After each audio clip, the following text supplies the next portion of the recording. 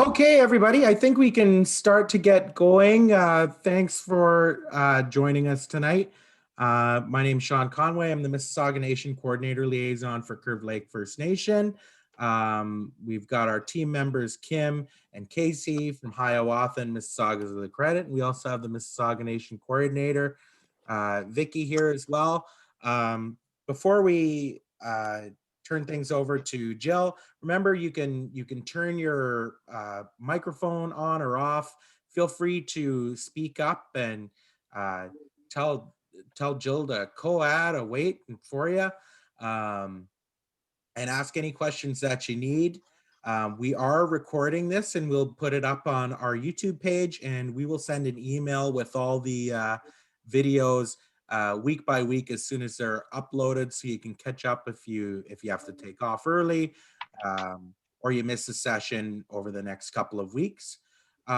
Please check out our website at www.mississauganation.com.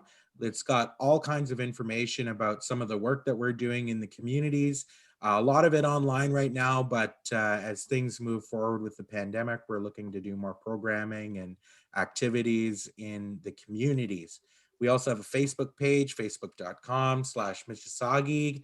And yeah, you can look for us on some other social media channels coming up soon. But again, please check out that website. There's a lot of really great stuff, language lessons and flashcards that you can share with your family or any young learners that you have. Tons of great stuff on our website, and we're really looking forward to this. So thanks so much to Jill Stevens for hosting this workshop for us. I'm going to make sure that everyone can see Jill. I think we can, and we'll turn it over to Jill. Thanks so much, Jill. Thank you, Sean. Hi, everybody. Thanks for joining us. I want to thank the Mississauga Nation for asking me to host another beading workshop. I have been beading since I was 18.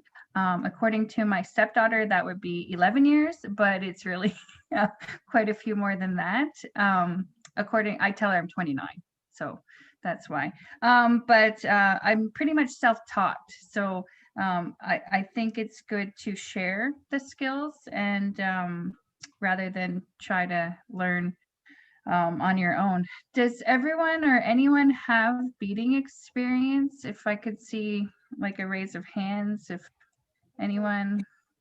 What do you Perfect. mean? The ancestry. My dad is my dad. Kinda. Oh, wow. That's all right. I'll try to go slow. I'm going to show 2 needle beading, but if that's not what you know and you want to do the way you know and are comfortable with, then that's fine. I don't think there's a right or wrong way to do it. So I haven't beaded the medallion before, the logo, so we'll all learn together and kind of do our best to figure this out. And I'm going to focus on my board where I'm beading, so you won't see me. And I won't have a really good angle of you guys. So if you have questions, please unmute yourself and speak up and let me know. Everyone has their kit.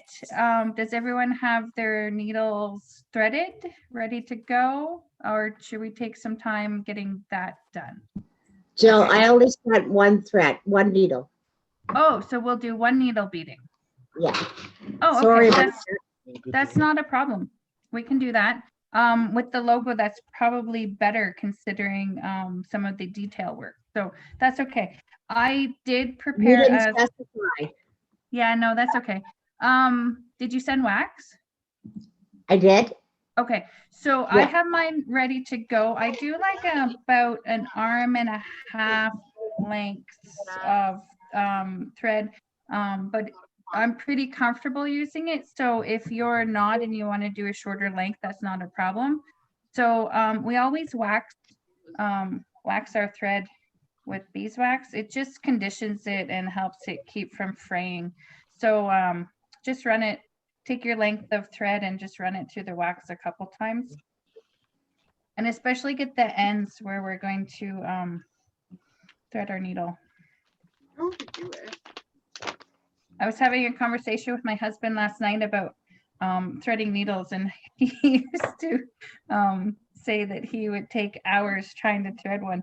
And I'm like, the tip that I have, I'm going to show you, is to Heroin, bro. put your needle to your thread instead of your thread to your needle. And it should go through. I have to cut my end. But yeah, we'll just take some time. I have to remember to get on camera. Anyway.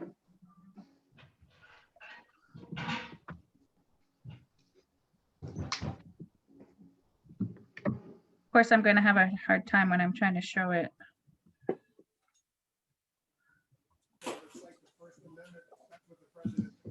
Can you mute yourselves if you're not asking a question or talking or something, please? Because we're getting background noise. Thanks, guys. All right, I'm threaded. And I'm going to move my camera so you'll see my little workstation. So I don't have the kit that you guys have, so I don't have the same color banding that you guys do. I will be using the black and white beads that you are, but my banding will look a little bit different. The first thing we're going to do oh, and you have to tie a knot in the end of your thread. The easiest way I find is just to roll it on your finger and pull, and you should have a nice little knot, or whatever works for you. Again, there's no right or wrong way to do something like that.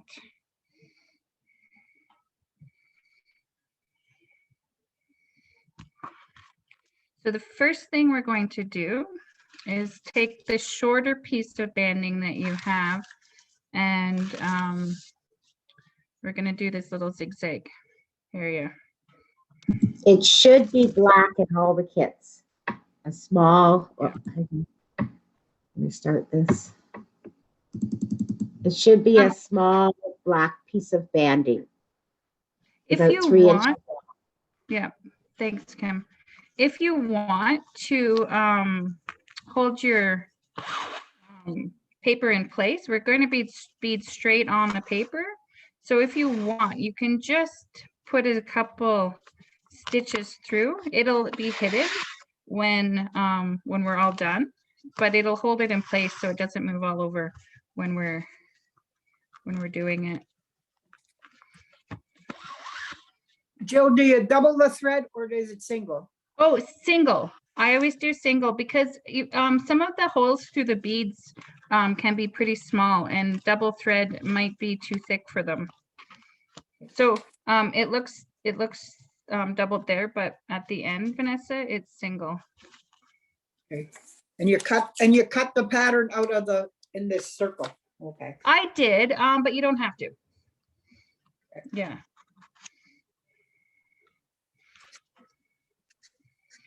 If I'm going too fast, just let me know.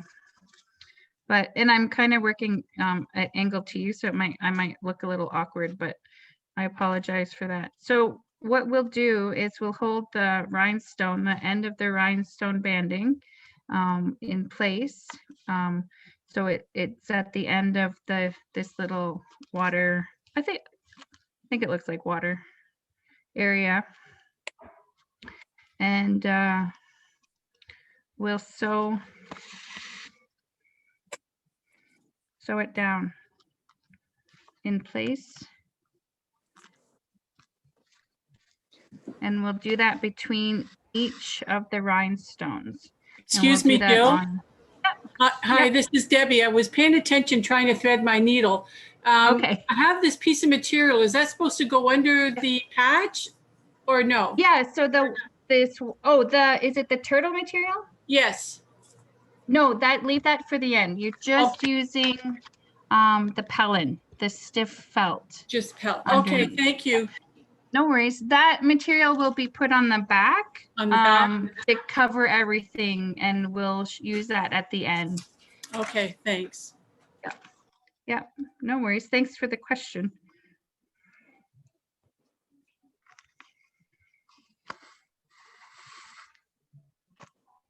So just work at your own pace going through each. Mine are probably bigger, my rhinestones, than yours. But just go through and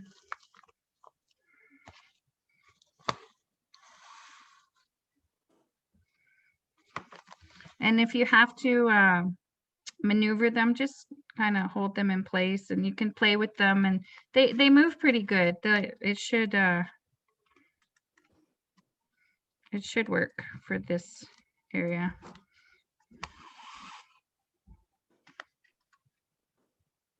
Is it the short rhinestones or the long Yes, rhinestones? the short one, Vanessa. Okay.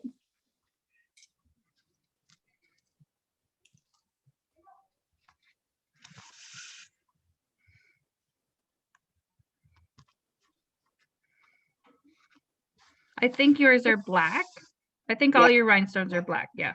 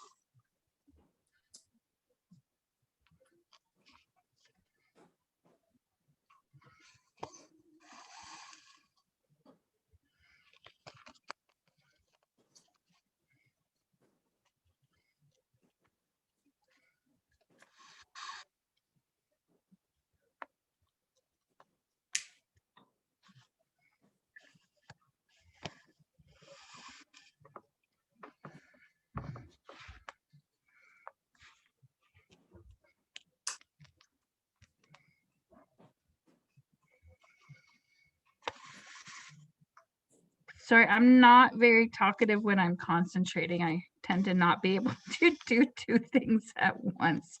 But if you have any questions, just let me know and I can answer them.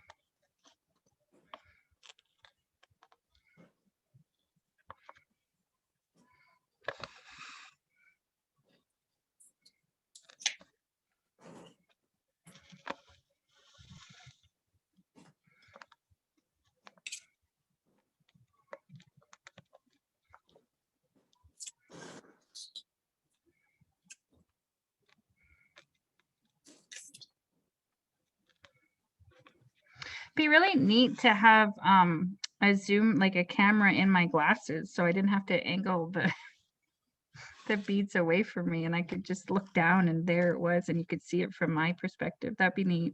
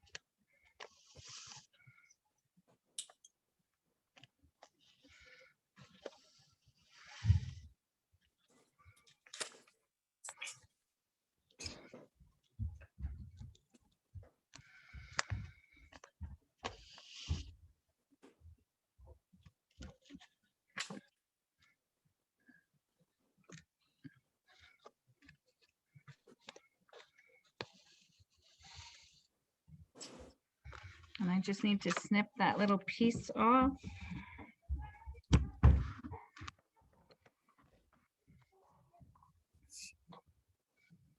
That's like my puppy's home. And I'm just going to go around the other side. I did up this side, and then I'm going to go along and tack down the other.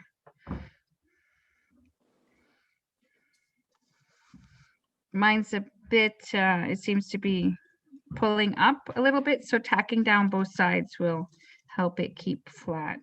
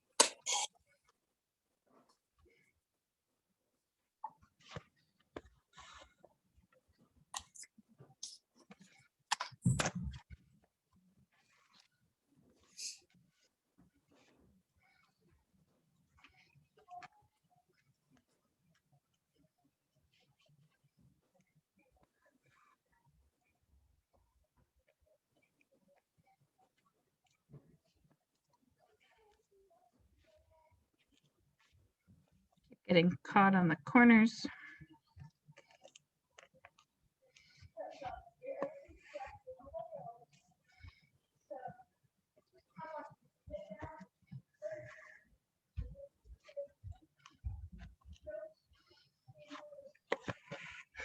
My stepdaughter's upstairs. She's telling the puppy, everybody left you. I'm watching you, so go lay down. She's quite funny.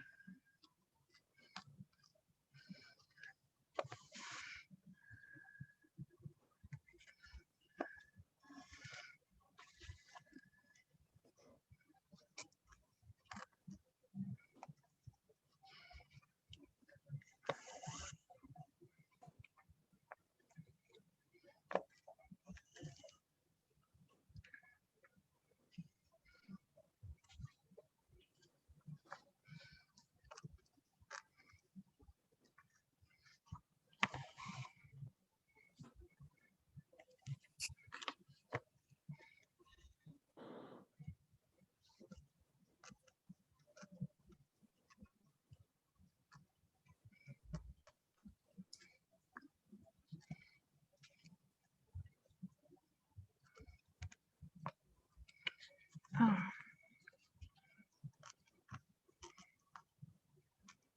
Oh, I meant to say, try to keep you probably know, but just try to keep your stitches close to the banding. It'll just keep it flatter and smoother. I haven't done beading, I think, since my last class, so I feel a little rusty. I've been working on some quilting, some sewing, machine sewing.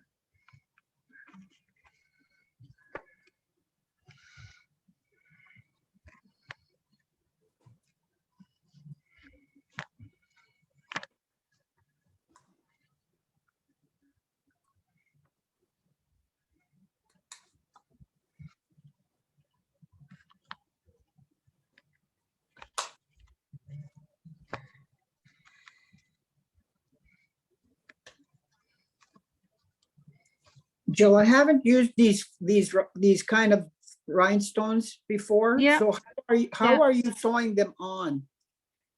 How are you? How am I putting them? Oh, so in between each rhinestone, Vanessa, is Yeah, that clear? Is these little threads, right? So I'm yeah, sewing down like from one side of thread into the middle, and then coming back the other side and sewing from the one side into the middle. So between each thread, okay, yeah, it'll tack them down and do between each. I'm probably blurry between each one. okay, Yeah, and then it should be nice and flat. And you Okay. can maneuver them. You can make them move the way you want. You might need to move some a bit closer than the others, but you really can maneuver them to match the area you're trying to fill in. okay. Yep.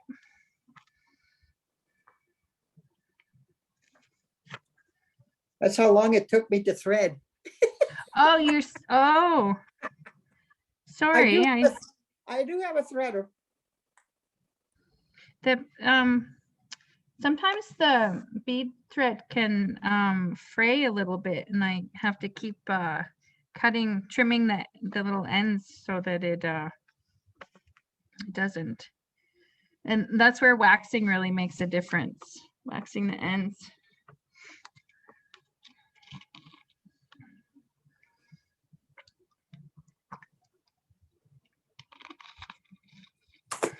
So I'm done mine, and I know that not everyone is, but that's okay. What I usually do is see how this one, I don't know if you can see, it kind of moves up the ends a little bit. What I'm going to do, and if you have glue, you can do this too. I'm just going to put a little dab of glue underneath to hold it down, just the ends.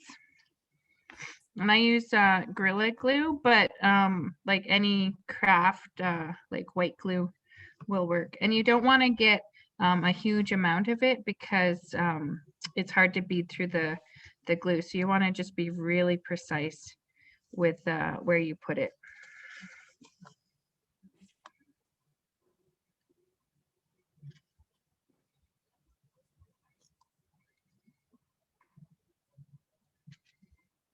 Seems like my glue doesn't want to come out.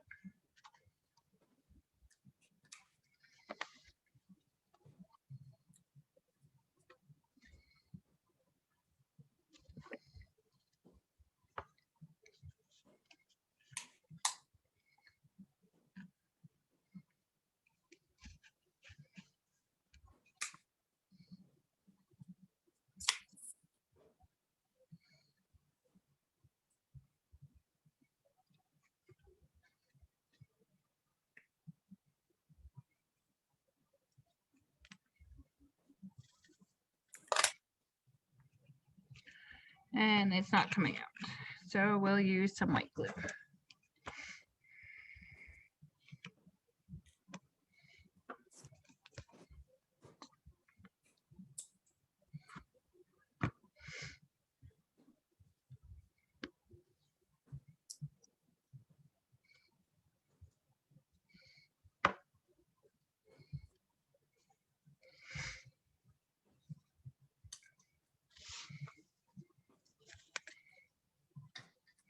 If you don't have glue handy, you can always do this after. It's not vital that you do it right now. I just thought I'd show you.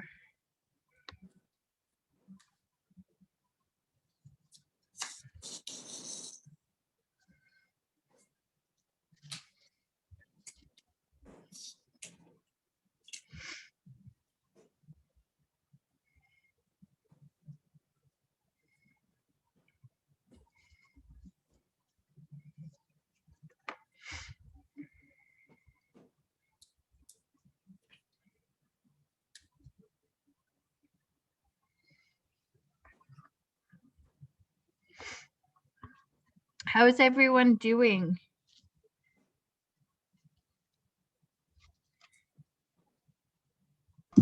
Doing good. Good. I don't know what happened to you. I lost you somehow. Oh. Oh, there you are. Yeah, I can't see you. Oh, there you are. Just while everybody's doing this, I'm just going to do a brief kind of roll call kind of thing so that we can see like the participants. SMCD. What's your first name, please?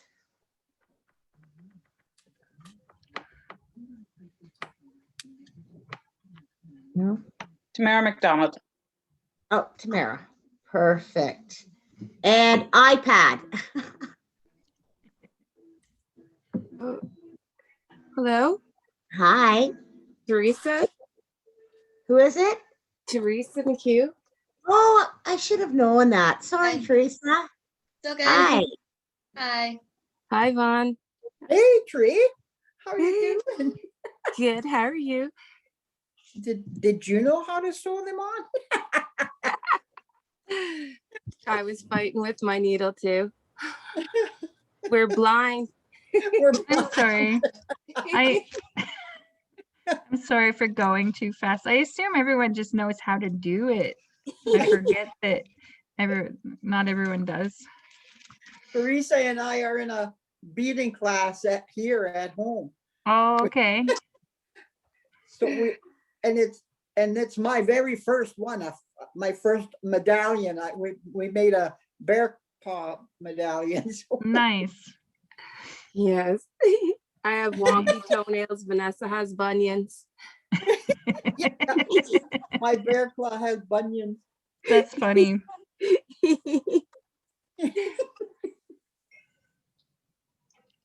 You'll be an expert in no time, Vanessa. I'll have two anyway at my Yeah. the booth on my power. Yep. I'll have two items.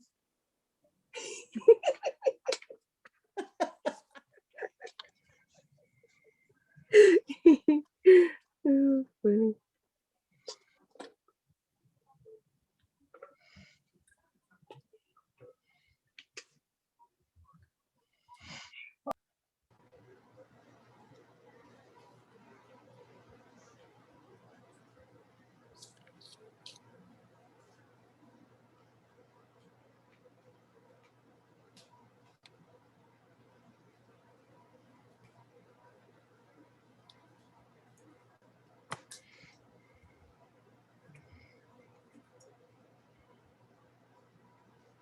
There, my medallion's done. I can go now. Have a great night, everyone. that's my knowledge of beading. I'm finished. That's My your patience best. for beading. Yeah. My patience for beading, my knowledge of that. I'm done. How late do these go, Kim? Just so I know. 8:30. 8:30. Okay. 8:30. Some people hop on off and they just watch the video. Yep. Because they have, Yep, that's fine. So Debbie's got a Crosby jersey in her back behind her there. Yes. He lived down the road from us when we lived down in Nova Scotia. Oh, did he really? He's such Yeah. a cool little young guy, you know? Yeah. My oldest daughter went to school with him. He was a year ahead of her. It's nice to know, and you never hear anything bad about him, which is nice. Yeah. Courtney's like me, her tongue comes out when she's doing something. That's why I turned my my tongue hangs out. Trying not to stab myself. I have done that more times than I would like to admit. And I always feel like I faint for like a millisecond. And then I'm like, okay, I'm not bleeding. I'm fine. Yep. When you start bleeding, then I've it's- stabbed my tongue. your tongue? Yeah. Oh my Yeah, goodness. because I'll be threading the needle or something, and then I'll go to hold the needle so I can do a knot on the end of the thread, and I'll put it in Oh, my yes. mouth. That's why I don't put Yes. my quills in my mouth. I put my quills in my mouth all the time, but I've never stabbed my tongue. But when I do the 2-needle beading and I shove it in my shirt, the needle I'm not Oh, yeah, using, yeah, I'll poke my breast all the time. Like, ouch, See, that's why, yeah. that hurts. No, it ain't needle beading for me. No. Mm-hmm. And your tongue isn't forked, Well, right, when Tim? Sadie, yes, when Sadie Benson, when I first touched quills and first put quills into birch bark, like it was like, I don't know, 20 years ago, I guess, Sadie, Ned and Sandy's mom taught me, and she sat me down and she put the quills in her mouth. And I was like, aren't you afraid of swallowing them? And she said, no, you don't talk. And I was like, oh, okay. That's the key, eh? Just not talking. And then Jill's mom had a class here in Hiawatha, and I was so excited because I only spent a couple hours with Sadie, so I didn't really get to know all the tricks and the trades. And so Jill's mom had a class, and she did it right from plucking the porcupine to dyeing them to drying them to using them, and that was really good. I really enjoyed that. I haven't quilled in a while. I love quilling, but I haven't had time with the store. Yeah. Yeah, I haven't done quilling in a few years. Yeah. I like the natural colors, like using the browns and the blacks against the white. Yeah. Mm-hmm.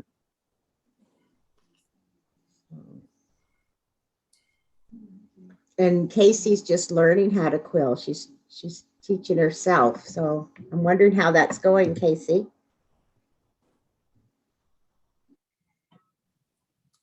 Oh my goodness, I've been so busy. I keep looking at my book sitting there over on the table, and I haven't been able to even start yet.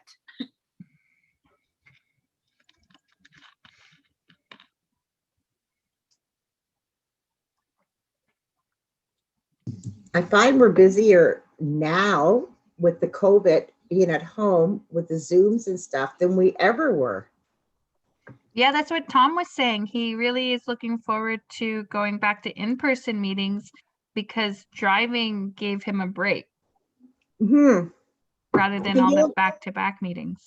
And you only went to one meeting, right? Or maybe 2 per day. Here you're going to like 6 and 7 at a time. Yeah. Yeah, he said his brain was tired. He needs a vacation. I get it. I'm like, I'm the same. Should retire. Are you loving it, Vanessa? Now I am, yeah. Yeah, it took you a bit. Yeah. Yeah. I'm into it. The first year though is nuts. It's I almost went cuckoo. Trying to fill in my time. Well, we're hiring a new employment officer if you want something to do. I saw that. I said, irreplaceable me. Yep.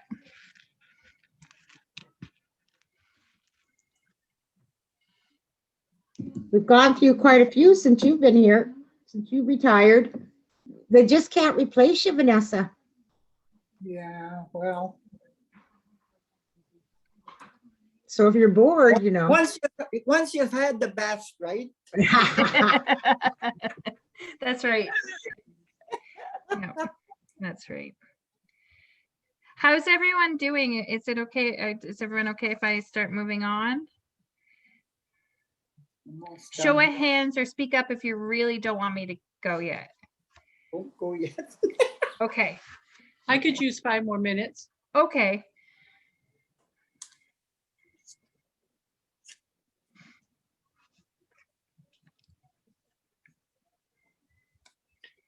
To the ones that don't know me, I worked at Hiawatha for 21 years as the employment officer there. So that's,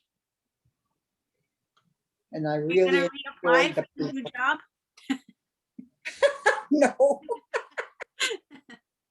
No, thank you. Would any of you guys know my mom then? Her name's Pardon me? Susan. Who is it? Susan Edwards. She used to work for Curve Lake when I was a little girl. I don't know the name.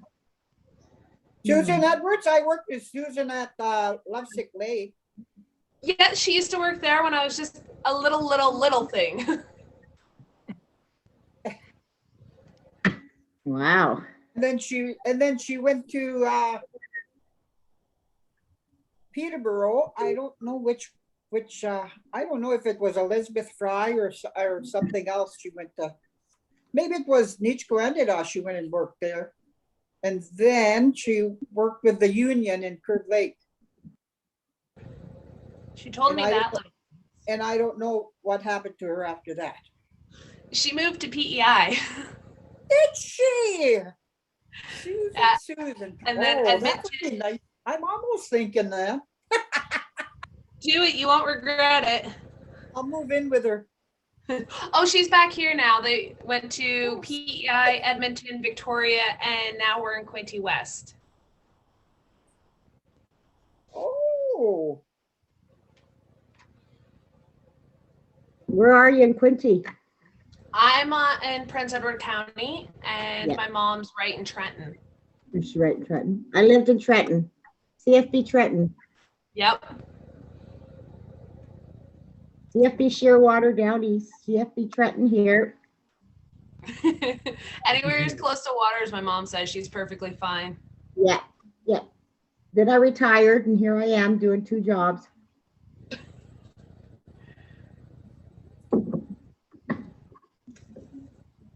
I didn't make it through the first year, Vanessa. You made it. I went nuts.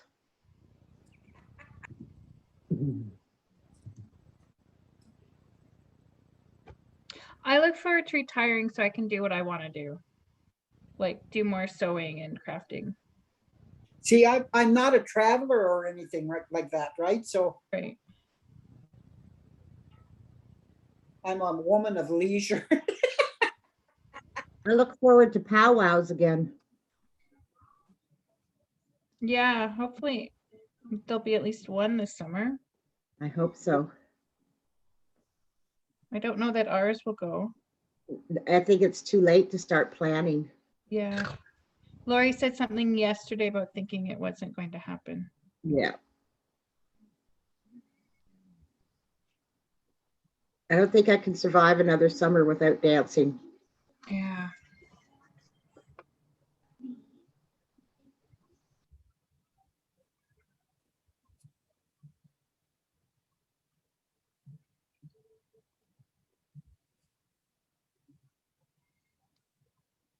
I think I'm about all caught up now. Too much for waiting. Everyone good? I can move on? Yeah. Okay. I think looking at it, that the next thing that I would do is probably the lettering. I think we'll do that. And then we'll probably do the nation one just because it's bigger and easier to get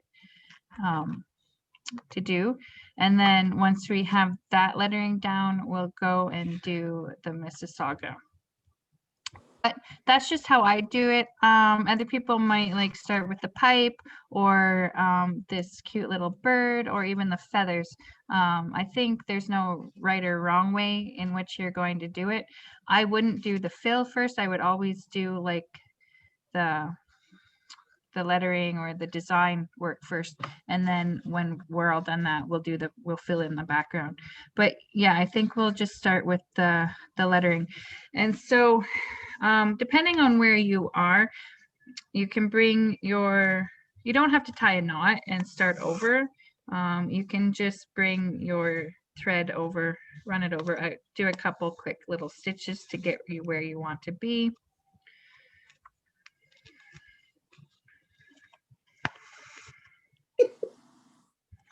Oh, Lordy. Already too fast for you, Vanessa? No, I got a thread again. Oh. Did you try to tie a No, knot? And, I pulled it and it pulled it right off. oh, okay. Yeah, I always keep mine quite close to the end. You can see there's not much. And then as I get shorter, it'll get a bit further away. But yeah, I always keep a nice long thread, and that way I don't tend to pull it very much. When I'm doing, so we'll just be doing one needle beading. And if anyone wants to learn 2 needle beading from me, just message me and we can arrange a time for me to show that, or you can watch the last video, the earring video I taught. It's the same technique, whatever you're doing. You can apply it to whatever beadwork you're doing. But what we'll do is when I do 1 needle beading is I put 4 beads on at a time. So we'll do that, and we'll do it in white. Oh, does everyone have like handy little containers or something to keep their beads in? I like these little containers. They're stackable. I don't know if you can see that. And you can get them at the dollar store. They come in all kinds of sizes. There's like these big ones. There's these like tall ones. There's these like not so tall ones. I really like these little ones though, the smallest size. I find they're the easiest to work with, but they're great for storing and they're nice and secure. So anyway, if you have a container or something, some people I've seen like just put it out on the table. I find that mine fly away and I'm constantly spilling beads. So I like, my recommendation is to just get a little container or something.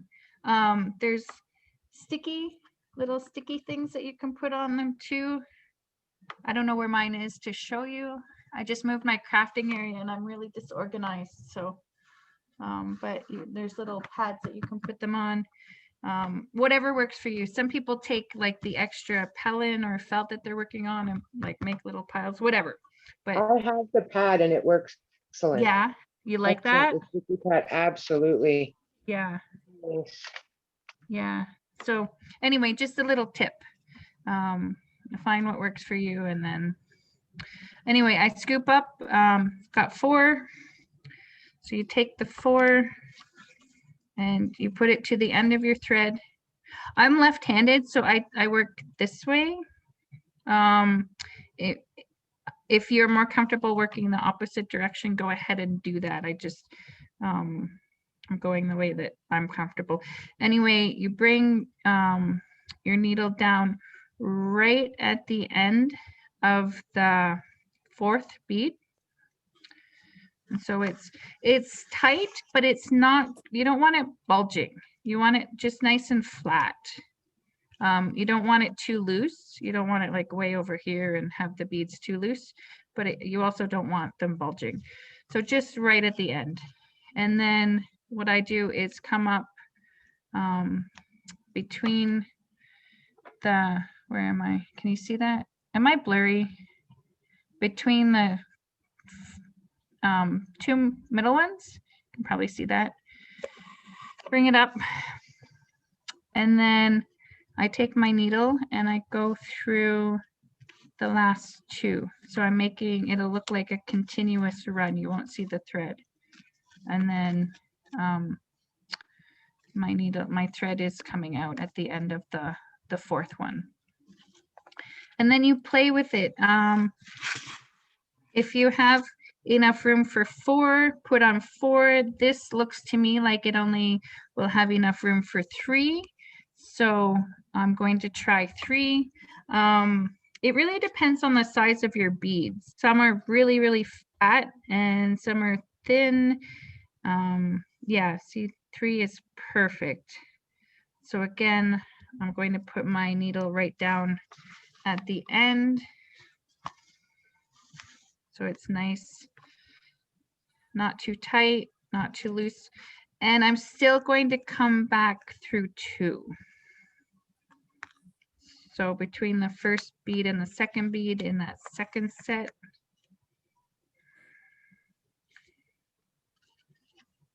And bring it through.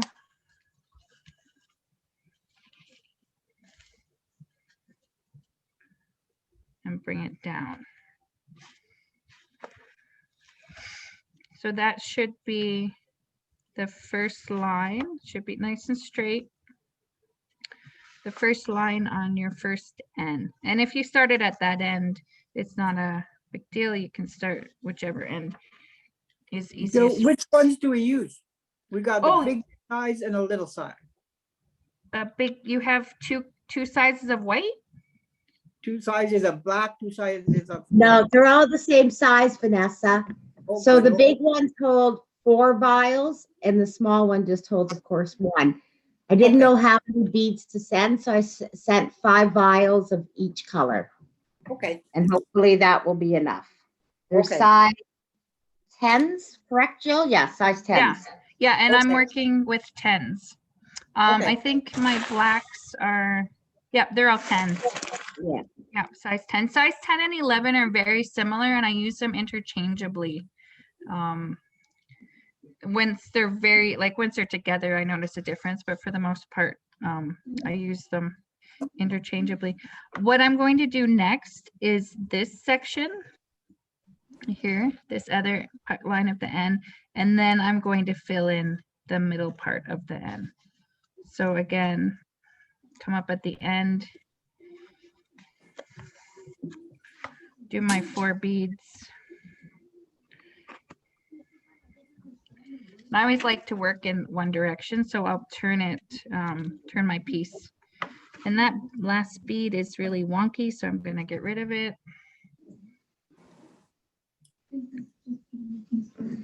It was misshapen.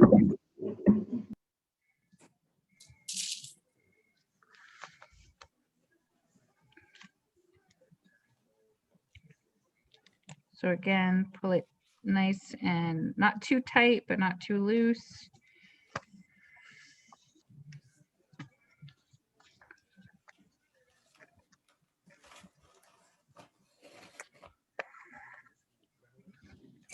Come through the middle 2, or the last 2, I mean. Pull it nice and tight. And then 3 more.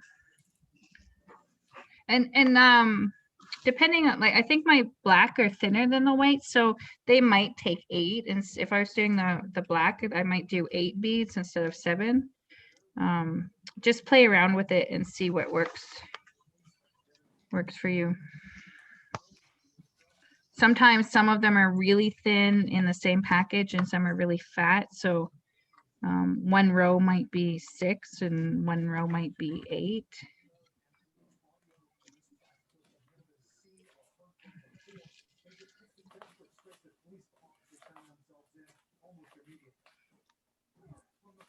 And the reason I did the 2 lines rather than work here after this row was simply because I didn't know where these beads would line up, and I didn't want this row pushing this line out of the way.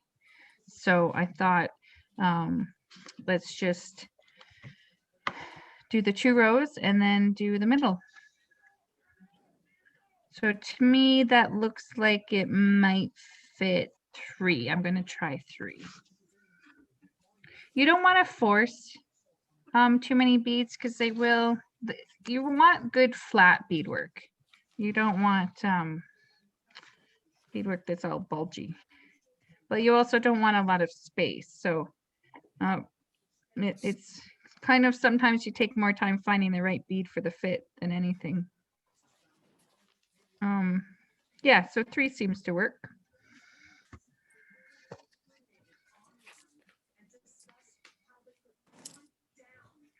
Letters and numbers are tricky in beading, I find.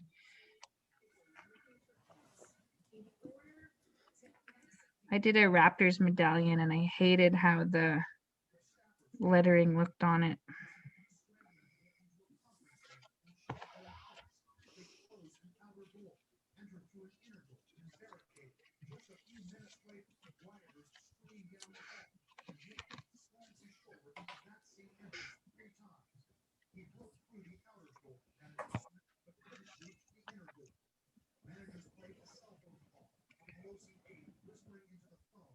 So there's my N. I don't know if you can. Is my camera blurry? I feel like it's blurry.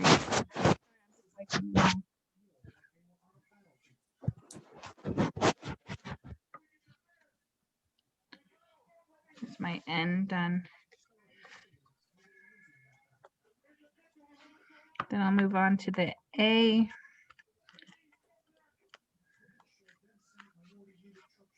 Same thing, start at the end of the A, work our way up, doing 4 beads at a time, as long as they fit.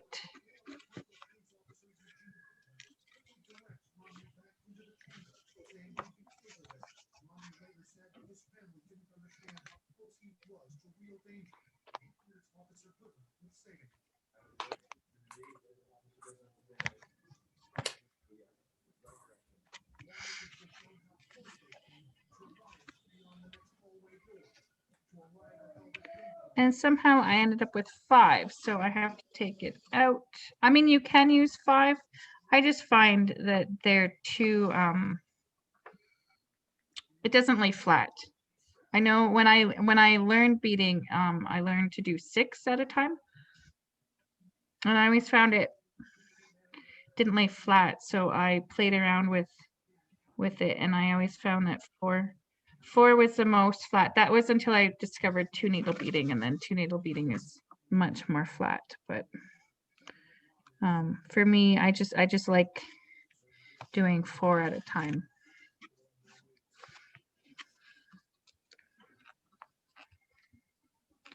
I've heard some people do 1 at a time. I can't imagine how long that would take.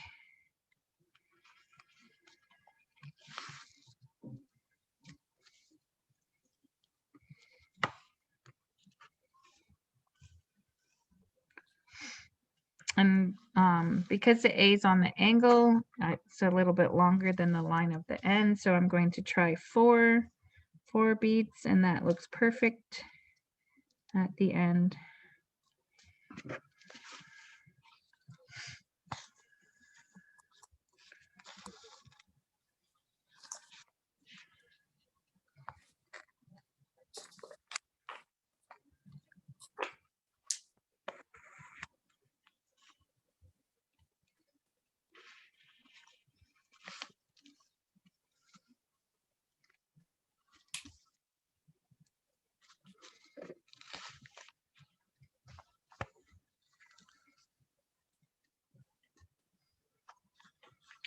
And it's very hard to do a straight line.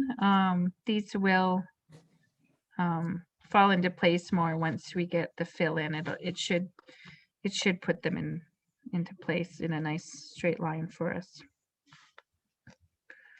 So I'm going to come up just about here and then work my way down.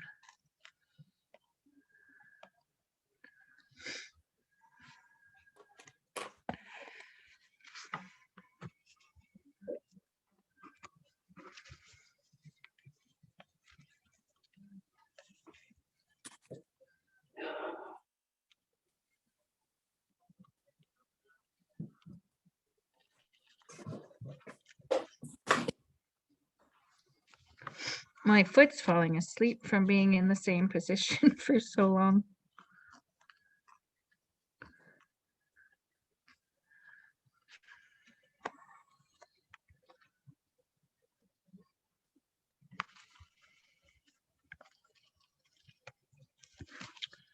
And then pull that nice and tight.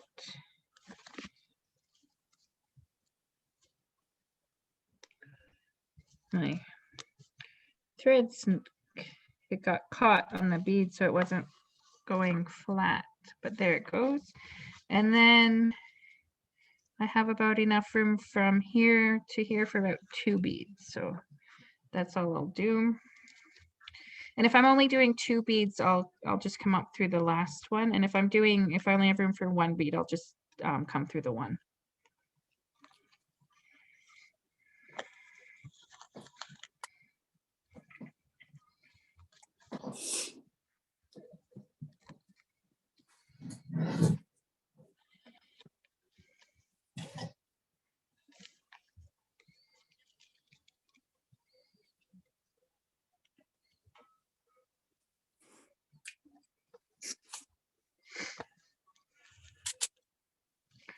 So there's the 2 lines of my A done. And I'm going to just do, I think, 2 beads, maybe 1 bead in the middle, that little line in between. Try to find a nice fat bead.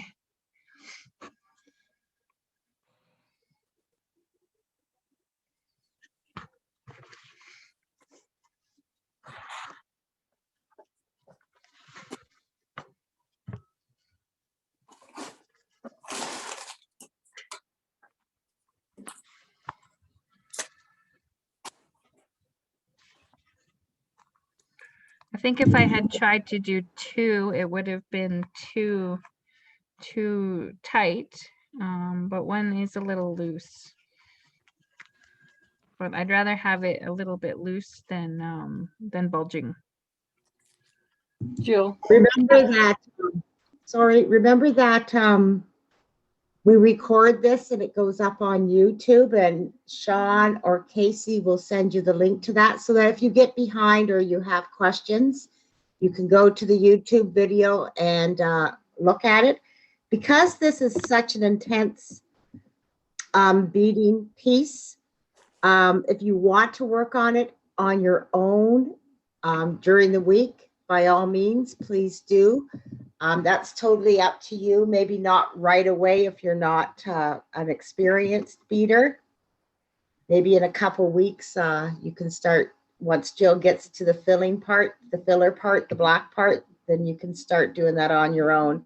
But if you have any questions or anything, by all means, text one of us, message one of us on the Facebook page, and we'll get back to you as soon as we can.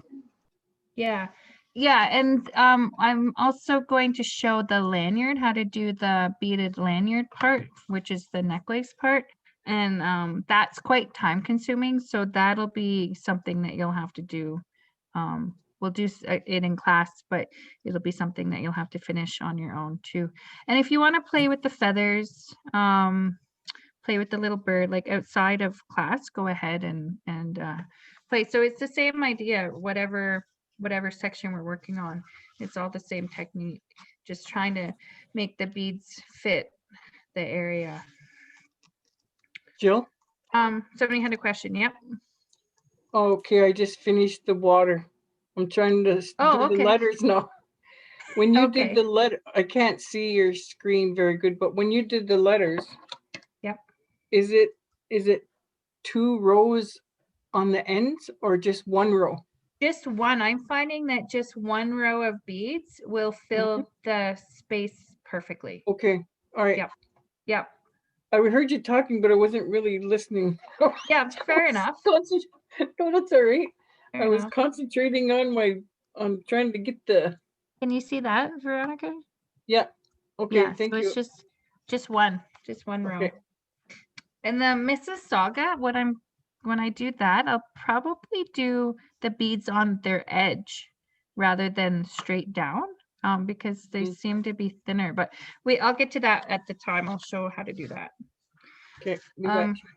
For the T, I'll start at the top and then do here down.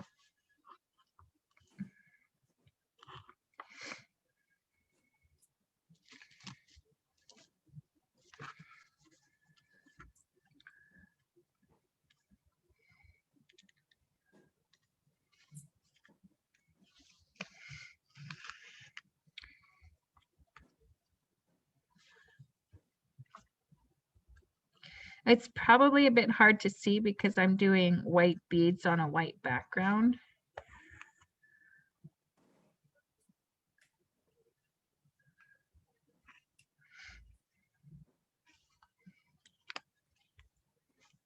And anyway, the T, the top of the T, I just did 4 beads across. Tack it down. Of course, my thread wants to tangle.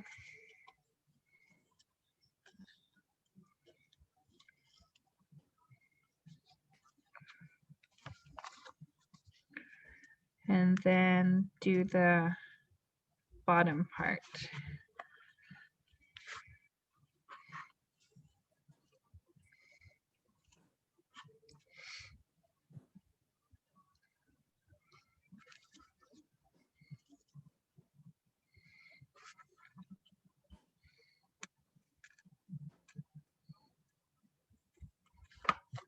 I'm so used to beading up close to my you can't see that, but up close to my chest like this so I can see it, and it's very it's a whole different ball game putting it down low and angling it so you guys can see it. I feel really awkward.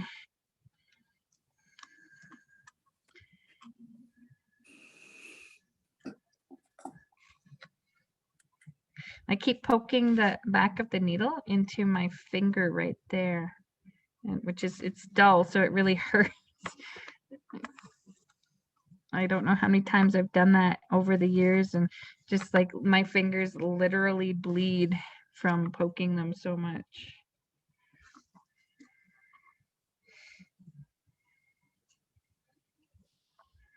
And not like poking them with the sharp end, no, poking them with the dull end. Or pulling the thread. I tend to wrap the thread around my pinky finger, so I'll get like wear spots there too. Do you do that, Kim? Get like sore spots from the needles and the thread? I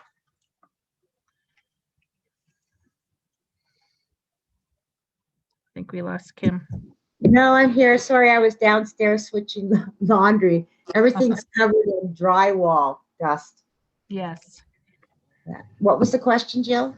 I was saying I poke the end, the dull end into my finger here, or wrap my like the thread around my pinky and get sore spots all the time. I was wondering if that happened to you too, or if it was just all me. the time. Yeah.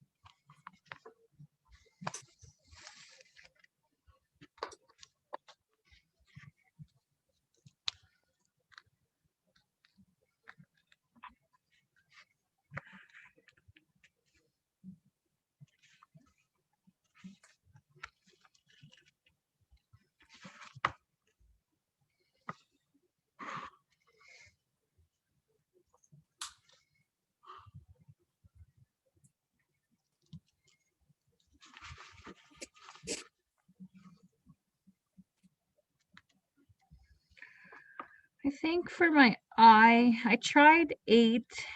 It looks a little too long. 7 looks a little too short, but I think I'm going to go with 7. I might regret that down the road, but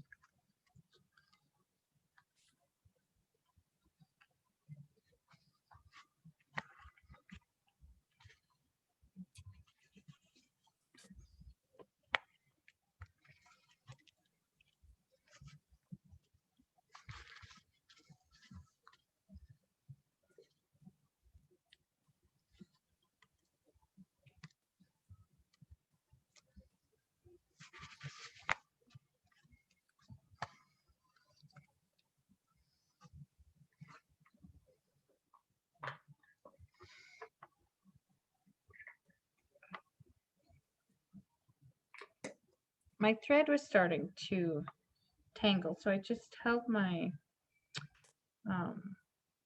medallion up and let the thread kind of unwind itself, so the tangle should be out of it. Find if it does that too much, it'll start to knot, and we don't want knotted thread.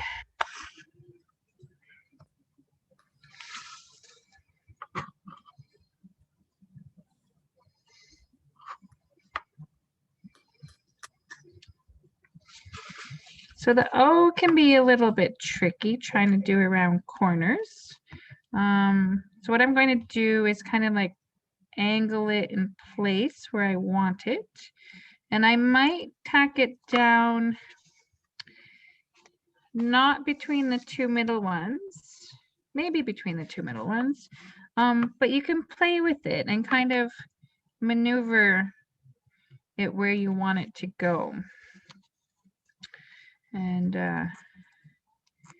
so I'm going to bring it over a little bit in the sense that it's here, but I want it over here. It's just a slight difference. So my thread is just a little bit further away than it would be if I were doing a straight line. And that will help bring it to where I want it to do that little bend. So just play with it. And if you make a mistake, you can just take the needle off, take the beads off and start over.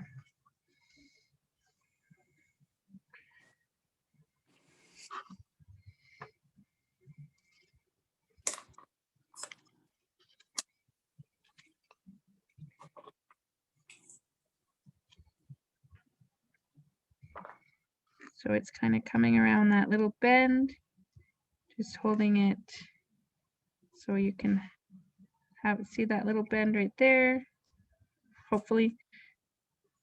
And gonna tack it down.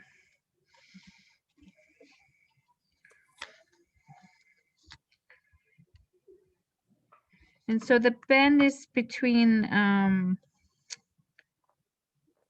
the first bead that I put on and the second. And so that's where I'm going to pick up to, I might actually just do a little loop over, kind of like I would if I was doing two needle beading. Just bring it from one side of the bead over to the other, and that'll just hold it in place where I want the bend to go. And then I'll come up through the last two like I have been. And that'll just give it that curve that I want.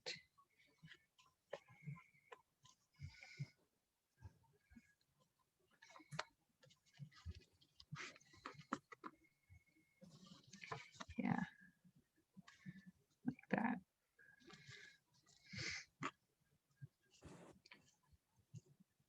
You can always just do three beads at a time on the O, or two, whatever you need to do to get those nice bends.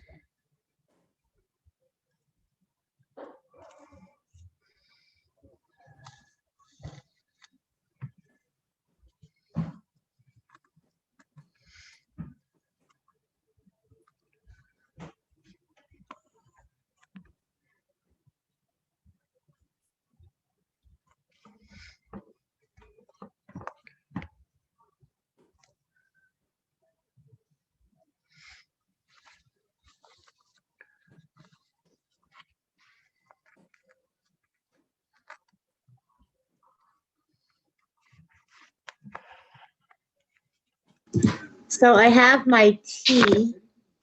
I don't know if you guys can see this. I have my T and I have my beads, and I stuck my needle in the T looking for beads.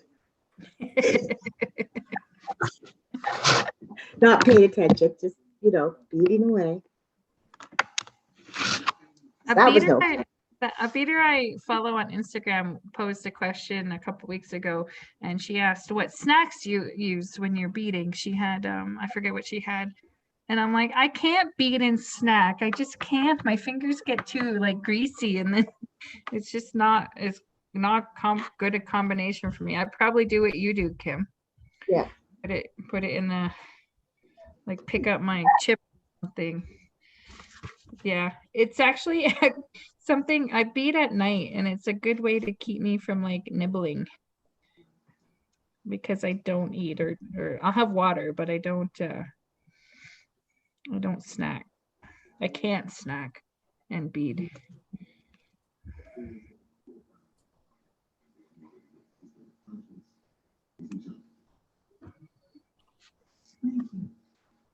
So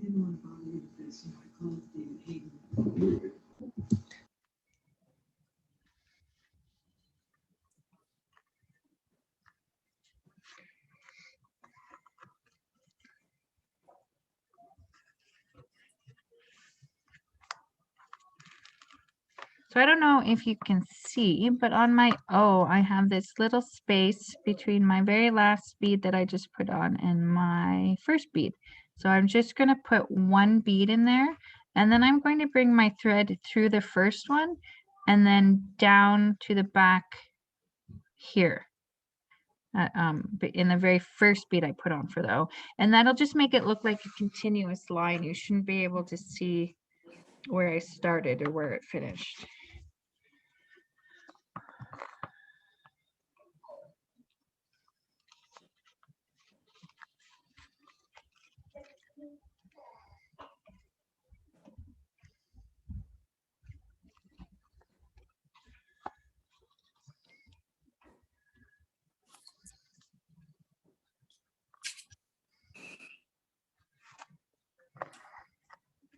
Just tacking it down.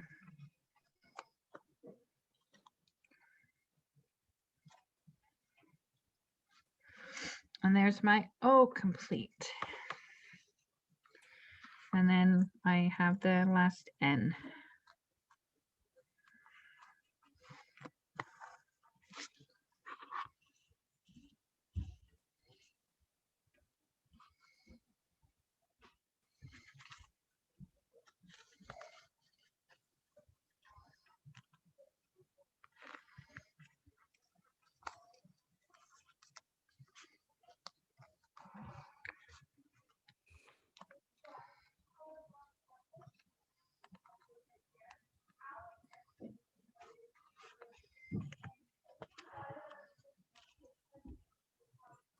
I think what I might do for the rest of the medallion is do some contrasting colors so you can see them better, see the beads better, rather than trying to show you white on white or black on black. So does the Mississauga Nation have other colors that they use, Casey or Kim or Veronica? Yep, black and white. Black and white? Okay. Then I'm going to have a really funky looking medallion. The medallion that I showed you that was up for the 12 days of Christmas had blue in it, yeah. But that's blue and yellow are Mississauga 8's colors, their logo colors. So I think that's why she used them at the time. Yeah. So I mean, you could use any color, but we just went with black and white because that's our logo, right? I just think in terms of like, I know how difficult it is for you to see probably what I'm doing on the white on white. I just, maybe I'll just do some brighter colors to show. And then you guys can go on with the black and the white.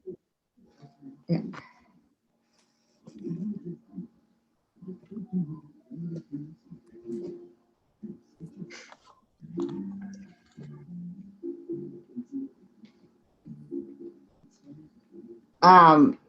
Mary Alice out in Curve Lake won the medallion.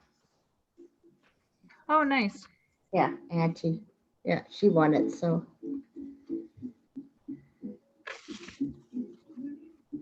this is my third time doing the O. I might come here. You're struggling? I might be not tomorrow. It was a bit tricky for me, so I can imagine. Yeah. Yeah. Like I said, though, if you need to use like fewer beads, 3 or 2 at a time to go around to get those curves. I think with the A's and the G's, I'll do fewer, but if I don't do them on their side, because they're quite the sharp bends there. Lettering is tricky.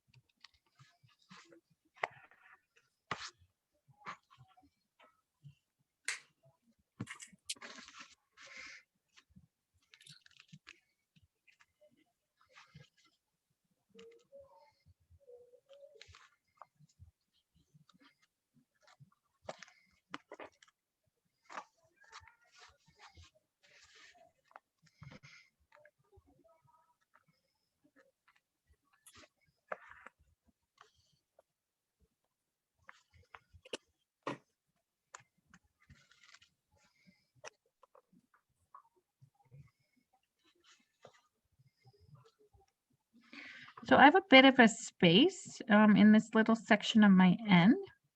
And what I'm going to do is get one bead and put it on its side. So at a little angle. I'll probably get a thinner one. And just bring it down. So it's not going in the same direction as the other beads that I put in, but it'll fill in that little space. And I have a little space here and here, but I'm not so worried about them. They don't seem as big as that one space. So that's, you can do that in little spots where you have a lot of space. Well, not a lot, but some space that you just want filled up. So there's my nation. My eye is a little bit wonky, but it should straighten up once we do the fill. And there it is. I am going to let you guys catch up. I'm guessing not everyone's at the same spot as me, and I'm going to look for some different colors to do the rest of the white. So I'm still in the room. I'm nearby if you want to shout out any questions or if you have any questions.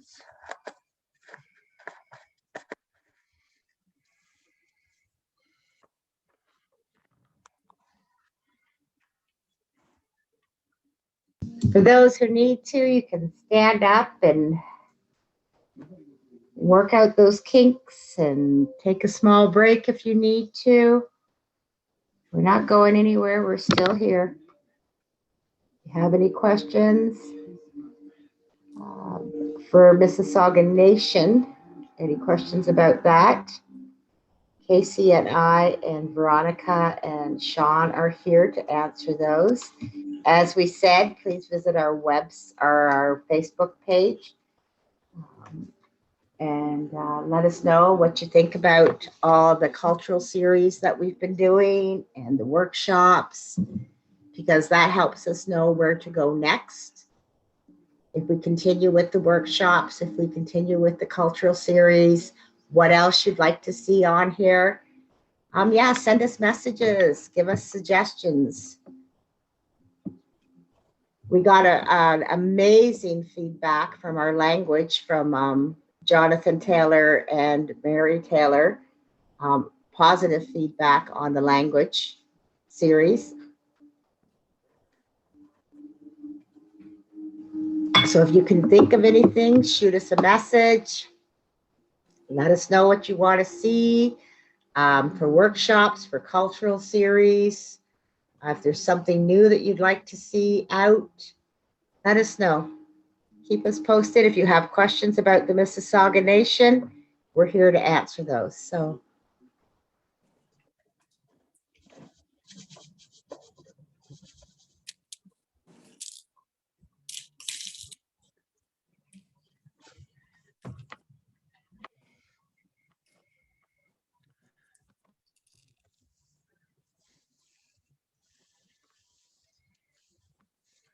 I'm going to use green.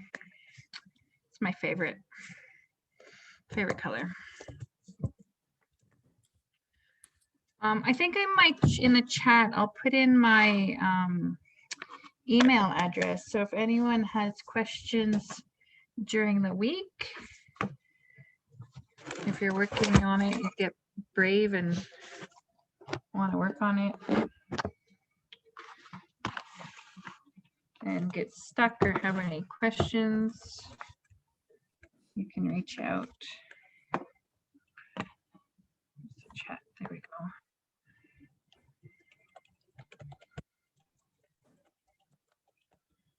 Go.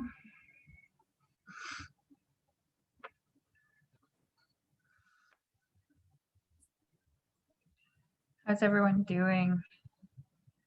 You look like you're concentrating really hard.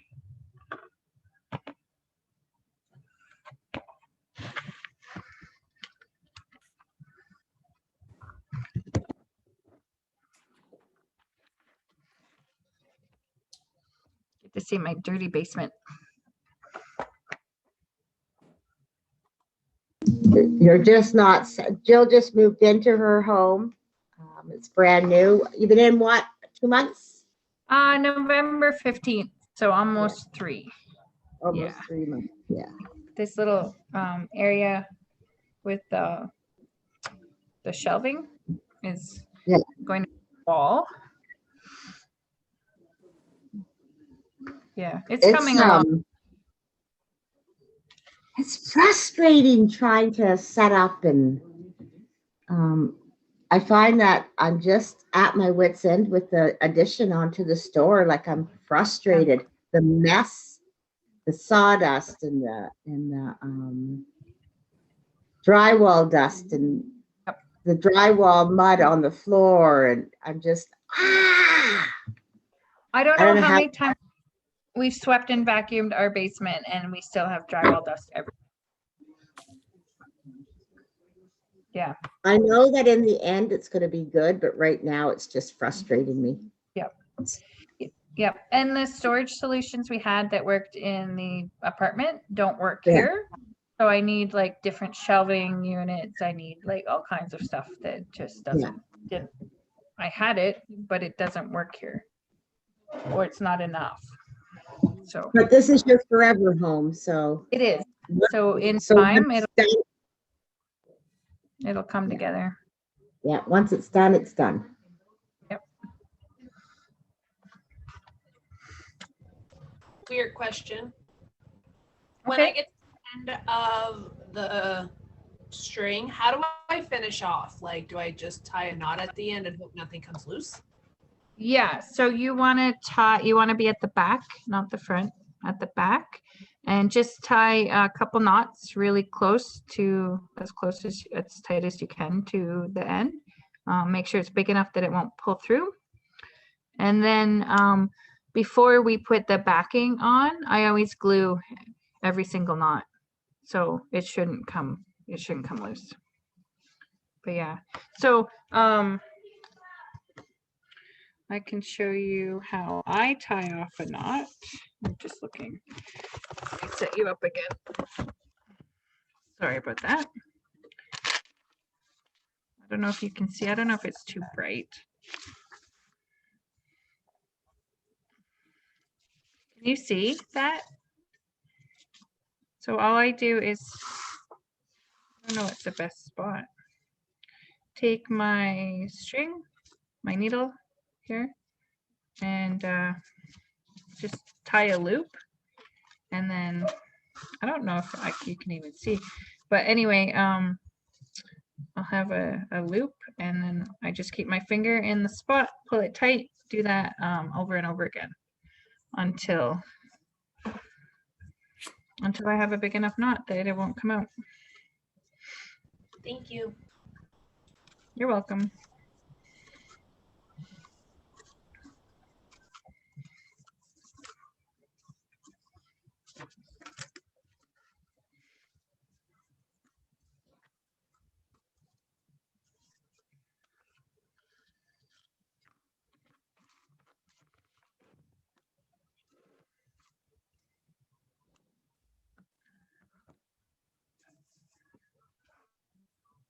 Is that better in terms of contrast, or is that worse? I just moved my one light away.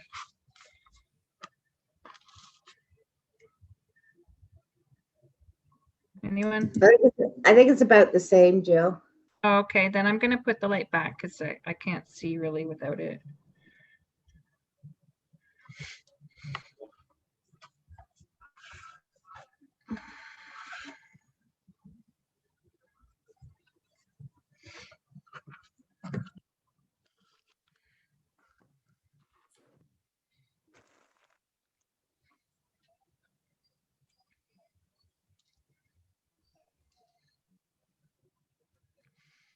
I cut mine off and re-knotted it. For the next part, I'm going to do this. And I think what I'm going to do is these sections here, and these sections. Oh, my puppy's whining for me. He must have realized I'm down here. I'm going to do these, ouch, these sections this way, just so that we get that that look of them coming out, and do them all. And then we'll do the straight line, the rest of it. That's what I think I'll do. Like I said, I haven't done one of these before. So I'm just kind of guessing, going along, seeing what works.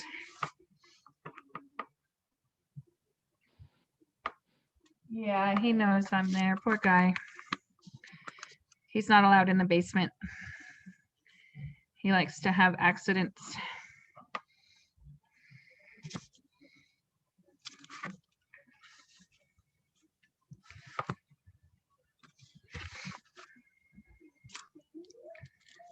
Otis can hear him crying and he keeps propping his head up and his ears up.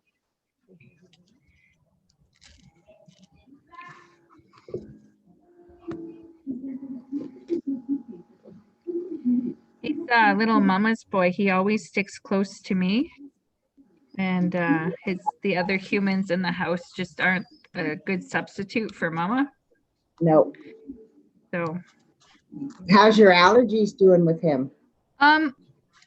It's more my eyes right now get really super itchy, and then the moment I start itching them, then it's a problem, right?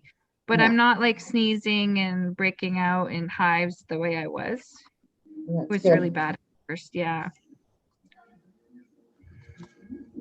Like Clarendon was my best friend for like 2 weeks. But I was at the optometrist a couple weeks ago, and I something in there set me off, and I mentioned to her how we had a new puppy that I was allergic to, and she prescribed some eye drops, and they're little magic drops. Like I Really? stick one in each eye, and it's like instantly not itchy.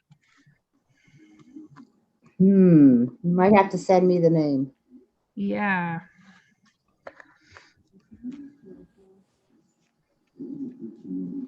And I'm really glad I mentioned it to her, because your eyes get itchy, you rub them, they get itchier, you rub them more, right? Like it's a vicious cycle, and they just like instantly stop it. So see, I took 3 beads and went across in those 2 little spots, and then I'm going to come up here and do down, so the beads will run this way, and then I'm going to run this way until I get to this section.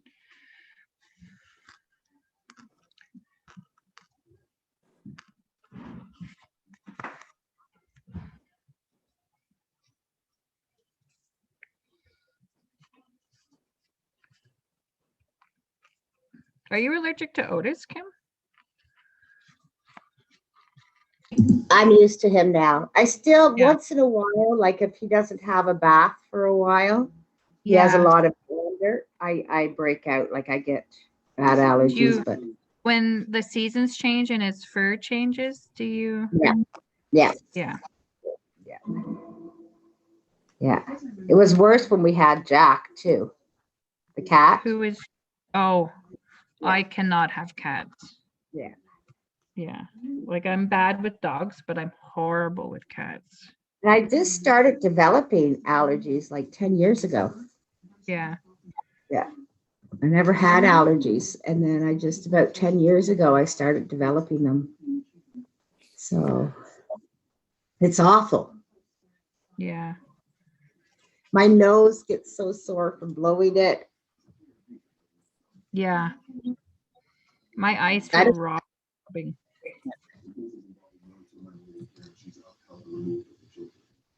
And I don't suffer as bad as Christina, so, or you. Yeah.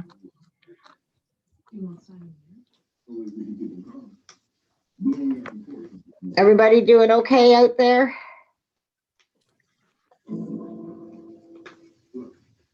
I've done my O 6 times, so I think I'm happy with it now. So. Okay, good. I'll probably tear it apart again, but this is Ashley's anyhow, so. Oh, I thought Ashley was doing hers. Well, she wants me to do the lettering. Oh, okay. Yeah. And I don't know if I'm doing any better than what she would have done. Oh, she's saying yes. She asked how old Dylan was.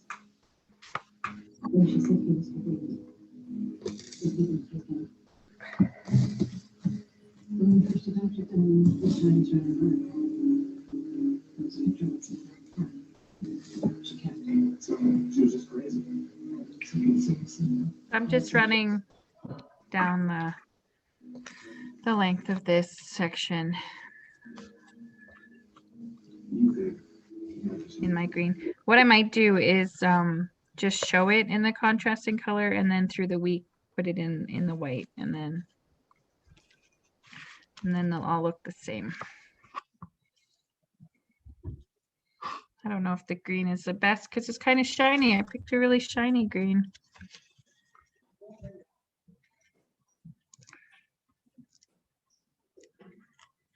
I was wondering as we were doing this whether or not Delica would have been better for the lettering and stuff, but that would have been so time consuming.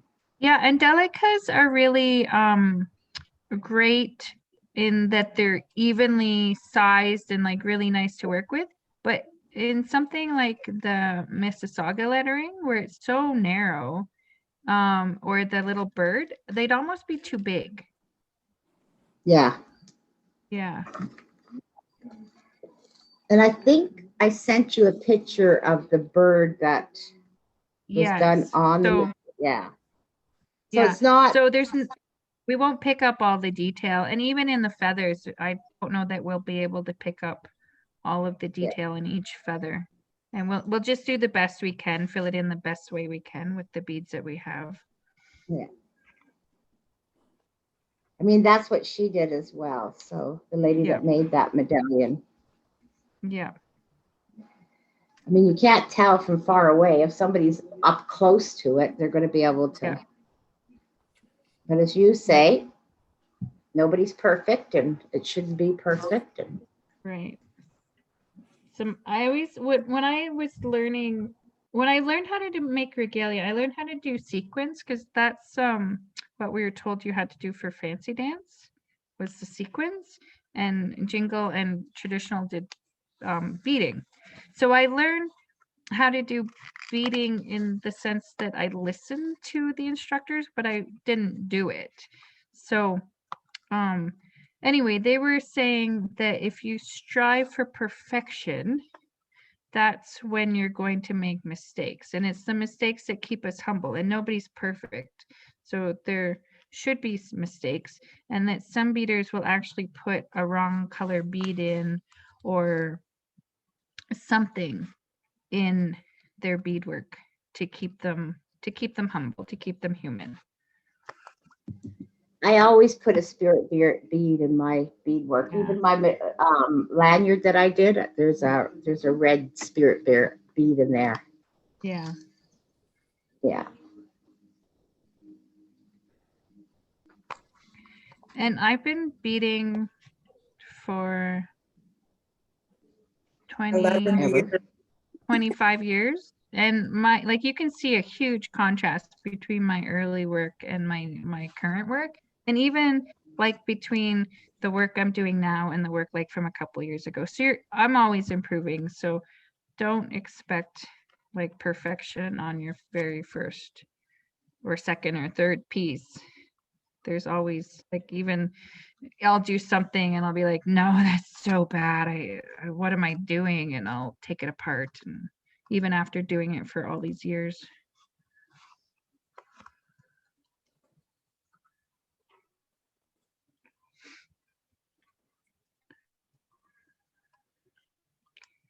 I know I keep mentioning 2-needle beading, and if anyone's interested in that, I actually Googled it and learned how to do it based on a YouTube video.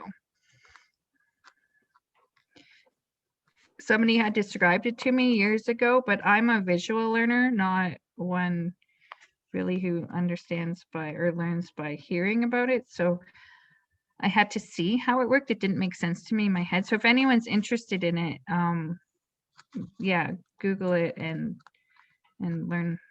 There's YouTube videos on how to do it.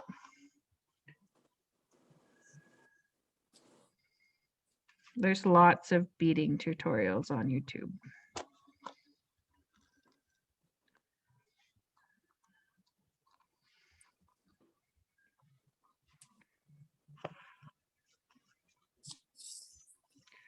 So I just did the 3 sections here, going with my beads this way. And now I'm just putting 1 little bead in between each of those sections, just to give it some space. So I'm just filling it in. And then when I get back here, I'll just connect those two, the area from here to here. Again, I don't know if I'm filling this in the right way. It's just kind of what makes sense to me in the space that we have to fill in. Fill it in the way that works for you.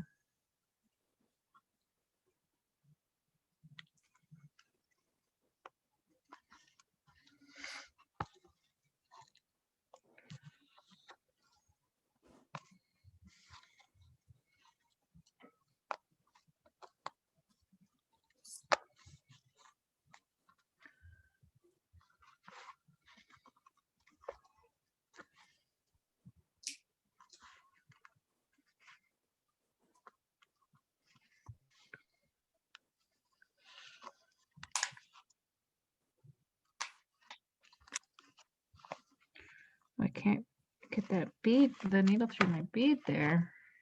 There it goes.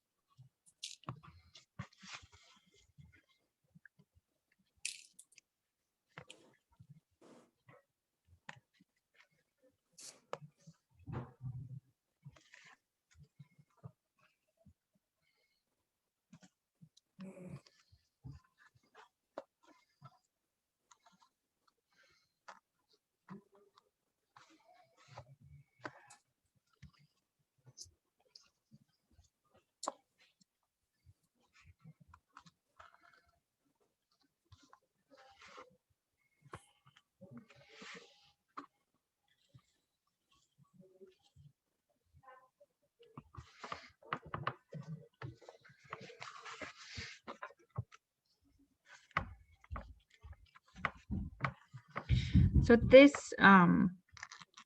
arrowhead part looks like it could be a little bit tricky. I'm gonna have to play with it, see the best way to do with it. I think what I might do is come as far as I can here with a straight line and then put some beads on the side on an angle and then do the same with the point.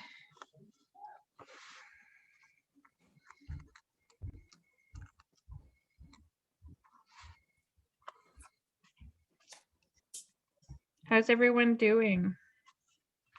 Any questions?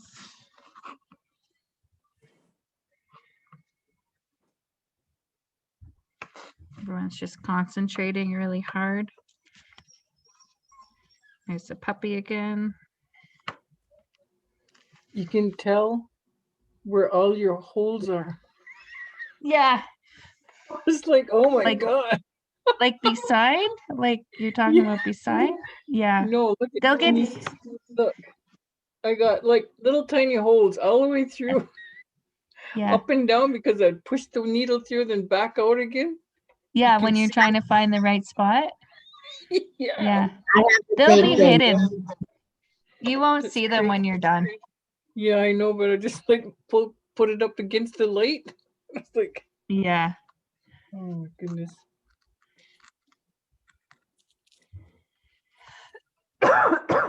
Yeah, you won't see I those. give people that do beading like a lot of credit because that's a lot of patience. It is. And that's And it really- that. Sorry, Go ahead, Bill. Kim. That's the thing that angers me when people say, well, how much is that? And you'll say, whatever, $60 or whatever. Oh, that's too much. No, the work that goes into art is just amazing. Yeah, that's what I was going to say, was that really explains why people charge the prices they do. Yeah.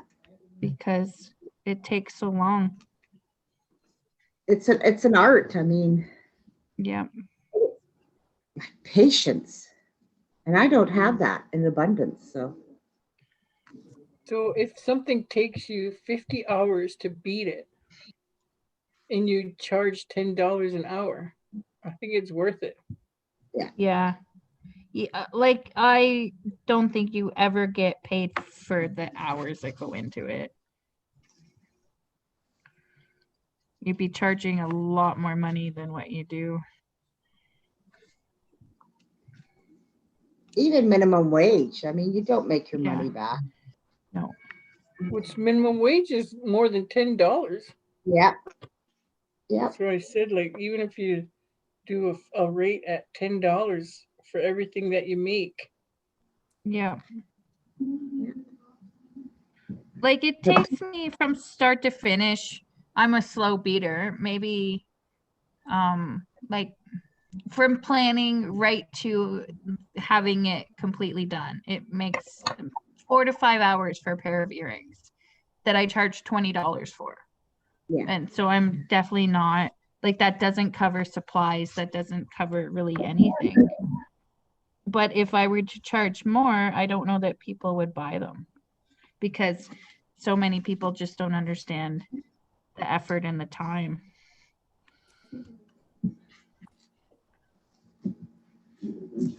I tried to beat the chandelier earrings through Mississauga of the credit.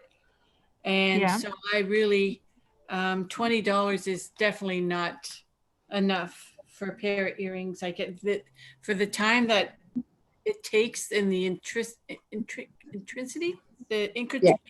yeah. That, yeah, you're really cutting yourself short there, I think. Yeah. Yeah. But then I post them for hire. Like, I posted a medallion a couple of weeks ago, and it had the beaded lanyard to go with it. And I asked 140, which I didn't think was that much. And No. somebody's like, I'll give you 80. And I'm like, I won't give it to you for 80. Like, that's kind of an insult. Yeah. Yeah.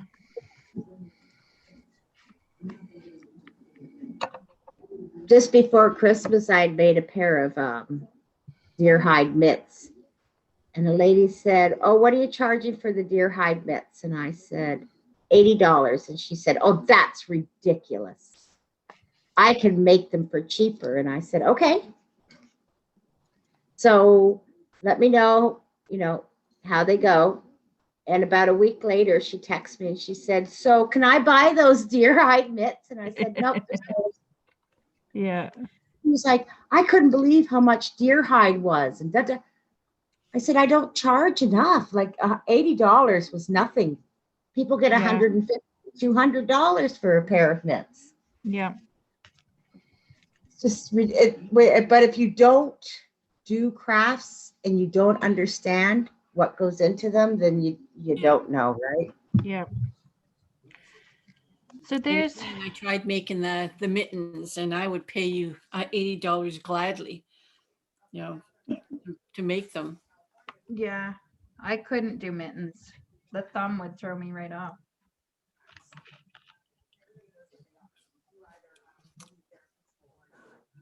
It's like when I make ribbon skirts, Mom's always like, Jill, you don't charge enough. And I'm like, but I'm not a good sewer. Like, I'm a novice sewer. I don't really know what I'm doing. And she's like, no, you're not charging enough. Anyway, that's that part done. So see, I tried to do these two beads here on their side.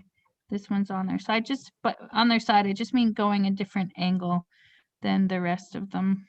And I just did one bead at a time in those spots. So I'll probably start here and work my way down to the point, work my way up and try to just fill it in the best I can for that little area down that's left there. So if you're not as far along as me, that's okay. I'm just gonna work away, and if you need, once the video is posted, just refer to it then. But again, it's the same technique, no matter what you're filling in.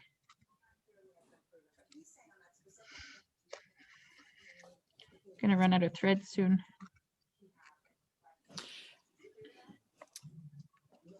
Jill, do you have a completed one to show me what it looks like done?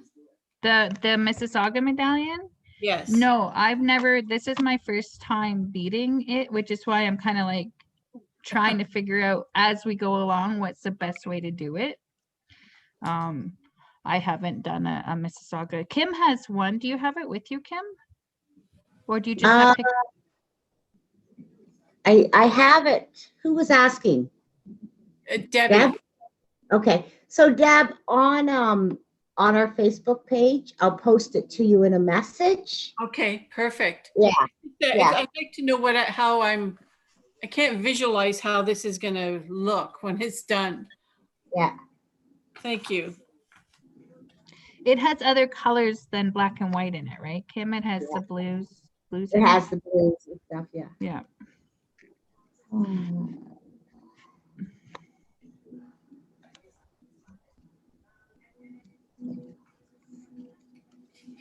And it's funny because I look at it and I'm like, oh, I might have done the canoe in a different, like if they had, I might have filled it in a different way, but every beater is different. Like they visualize things differently. So what one might do, somebody else might do differently.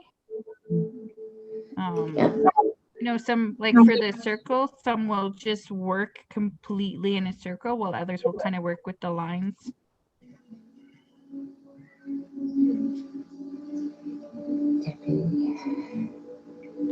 So again, there's not really a right or wrong way to do it.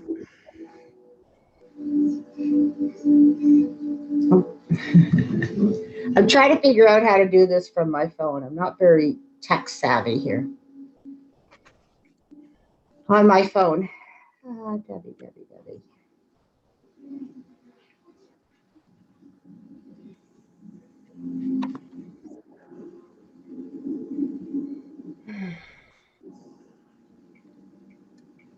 Let me see if I can do it from here.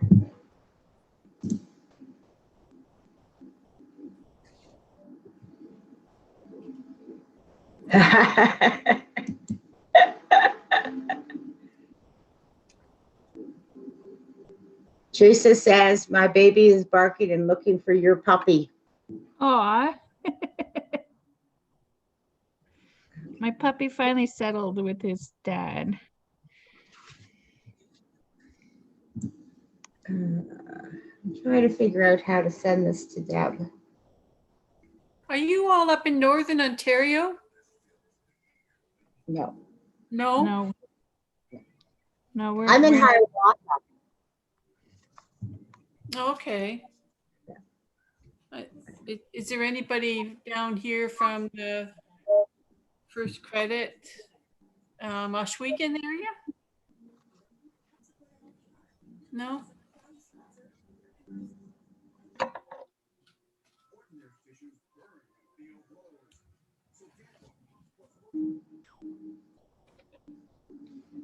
So the Mississaugas of the Credit is besides Six Nations?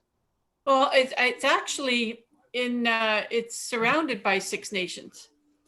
No, it's not surrounded. Well, the land that the Six Nations is on the traditional territory of the Mississaugas of the Credit. Six Nation obtained the land from the Mississauga people. And yet, you know what? I heard it was the opposite. I had heard that we were up in the Mississauga area and we had no land left, like no, it was taken from us. And the Six Nations gave us a tract of land within theirs. That's not the right story that I was told? No, that's not the right story. Oh, well then, that's how I assumed it was told to me. I would love to find out the proper, the right information. You can go on our website. It's for the Mississaugas of the credit. It's www.mncfn.ca.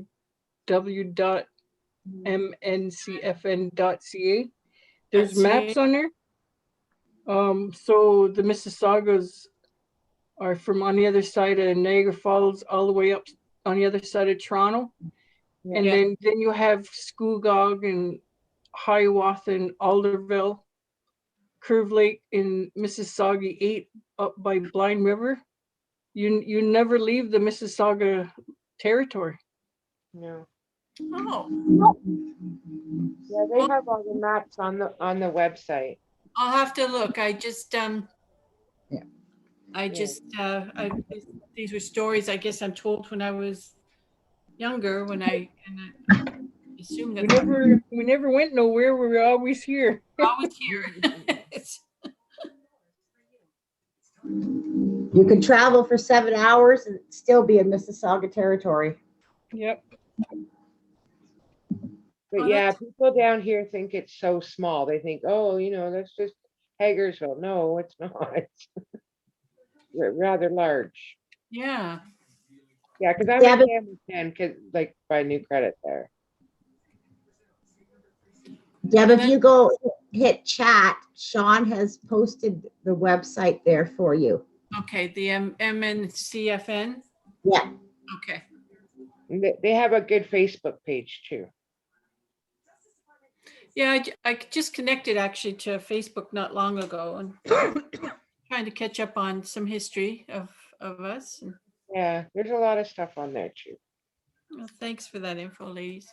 You're welcome. And if you want to reach out to our team, you can send us an email, and we're always happy to recommend any sort of literature on the history if you want to learn more and read books too. We're happy to do that. I was given a book, Two Feathers. I think it's called Two Feathers. And it was about the Mississauga Nation or the band, and so I'll have to do some reading, and just learn a little bit more. But I've been telling my kids and my grandkids the wrong information. So I mean, it wasn't completely wrong. There was like a transaction between Six Nations and New Credit, but New Credit and the Mississaugas have always been the treaty holders for the land. And I mean, there's a vast history behind how Six Nations got their land. And that's what Veronica touched on as well, that Six Nations actually did get their land from the Mississauga. So that was a transaction that was like preceding the one that you had alluded to. So yeah, definitely open to having a conversation, and I mean helping you learn a little bit more if you'd like. Yes, thank you. I'll definitely read more on the website.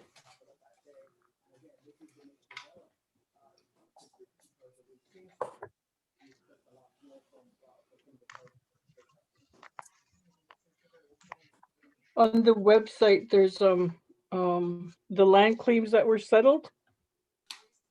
It'll give you a lot of description as well. And plus we have 4 more land claims and water claims on the table with Canada. Does that go down towards Windsor? Is there one going towards Windsor Way down along Lake Erie? Is there? I thought I had read something there. So our water claim is over by the other side of Niagara Falls, all the way up to the other side of Toronto. Okay. The document is on there if you want to read it. And that's all through the land claim. There's a whole bunch of maps with the land claims. Is that what that is? Right. Okay.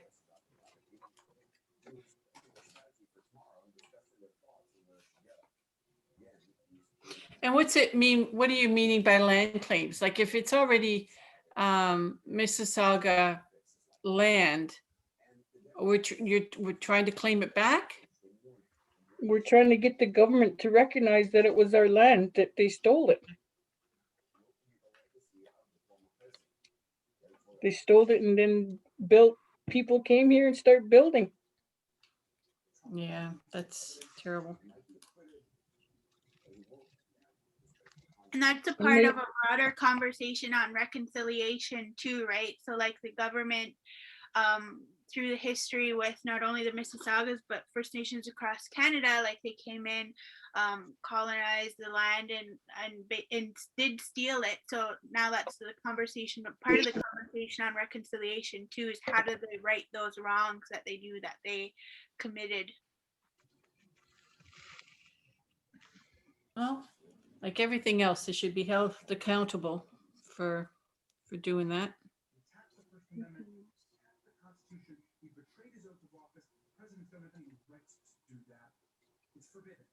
Do you have that little booklet on the Truth and Reconciliation? The 94 calls to action? No. There's a little booklet that you can get. It's even if you Google it, just put in the call to actions, the 94 calls to action. That TRC was brought out in 2015. Senator Murray St. Clair headed that up. Prior to him starting it, one of our members, he was the Honorable Justice Terry Laforme, had started the process, but the government kept intervening, saying, this is the way you should be doing it. And he wanted it to do it from the voice of the Indigenous people. So they kept interfering, so he stepped down, and then Senator Murray St. Clair took it on.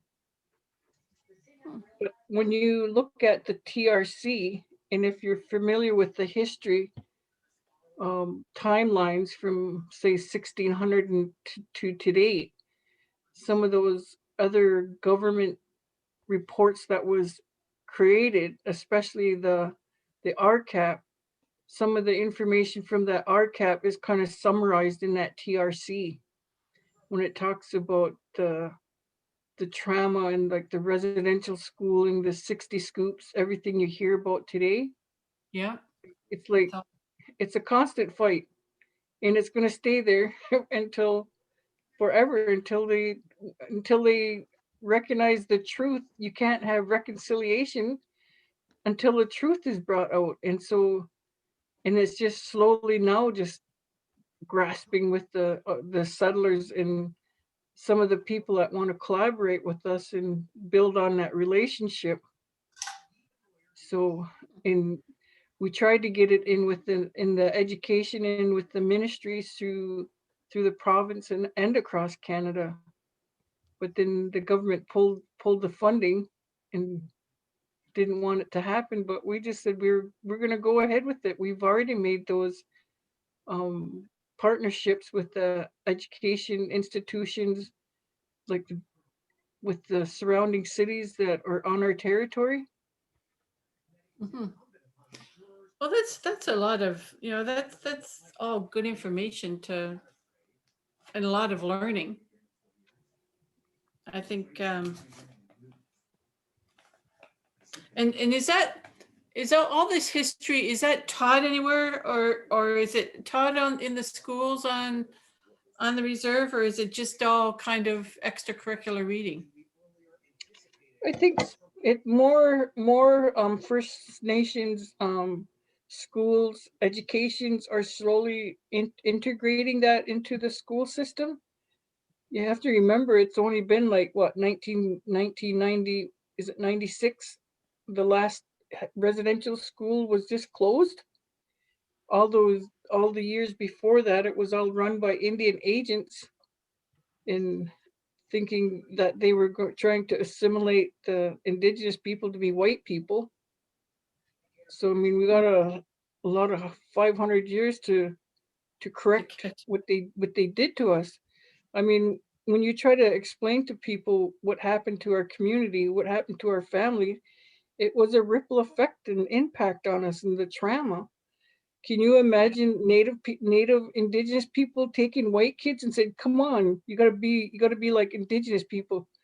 Well, like we would be shot in jail if Yeah. we ever did that. And that's one of the reasons why the jail systems are overrepresented with indigenous people now, is because you couldn't even look sideways or go into the cities and you were charged for something. We, in their definition, in their government's documents, was we weren't people. That's, It's still in our policy to this day. And that's what we're constantly fighting about, to say, fighting about who we are as people and our existence. And that's what these treaties are talking about, and our rights and our inherent rights. We have to justify that we still live.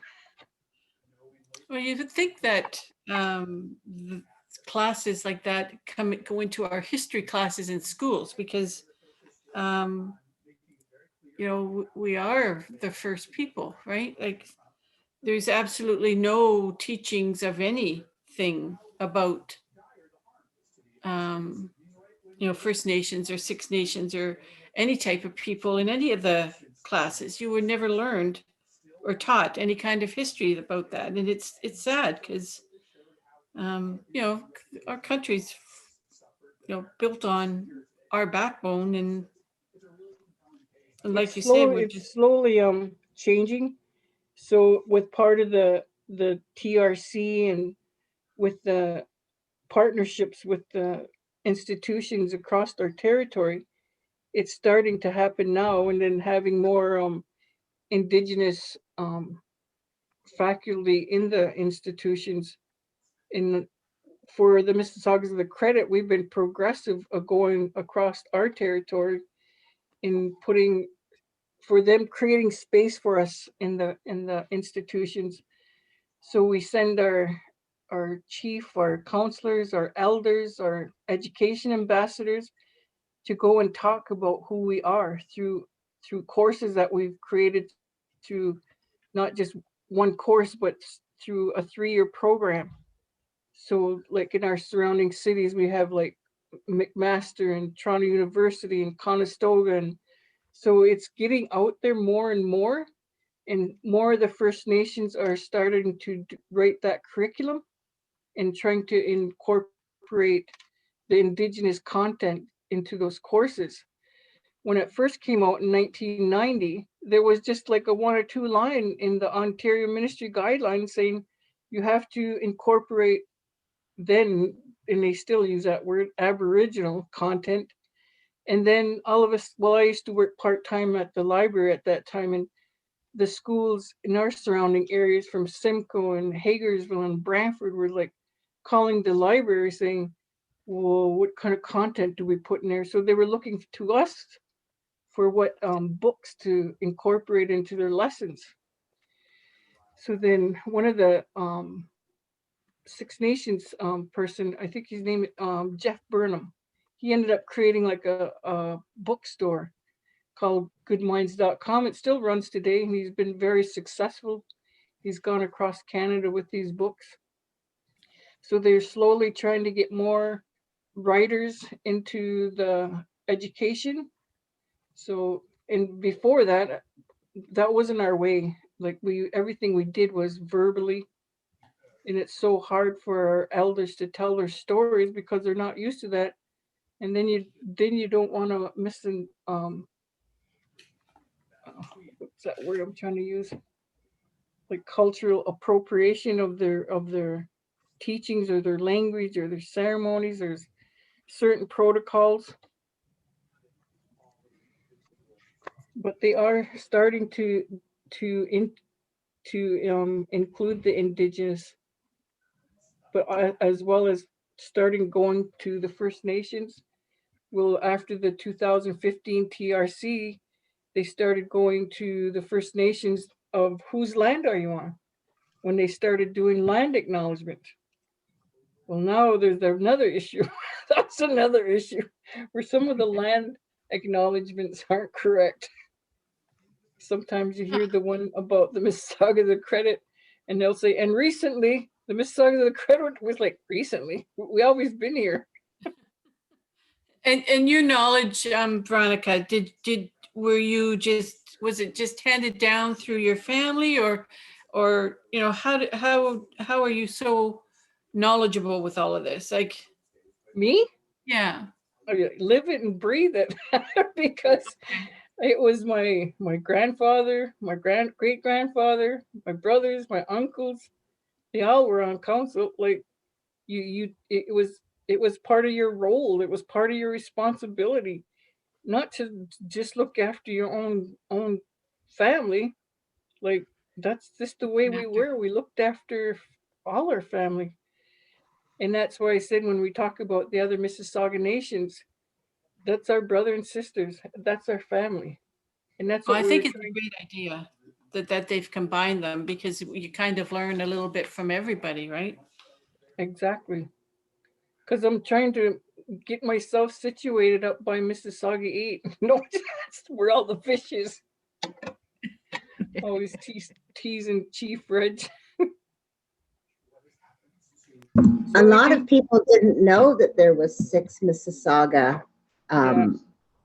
To be honest, I didn't until that all of this, Mississauga Nation came. I never knew that there were more.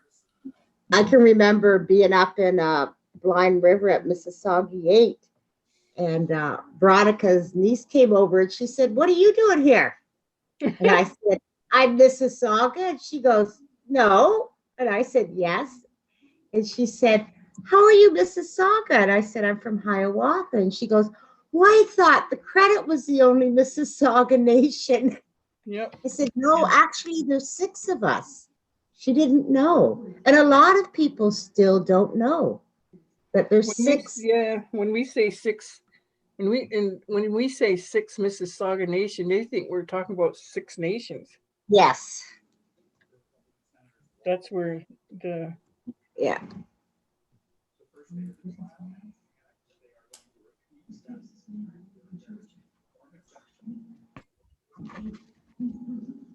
And do you think the other Mississaugas knew of all the other ones, or is it just that some of us from New Credit didn't know?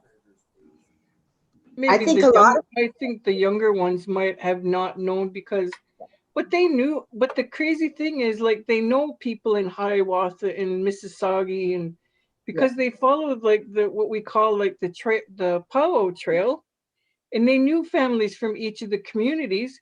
And I said, "Did you not wonder why you clicked with them?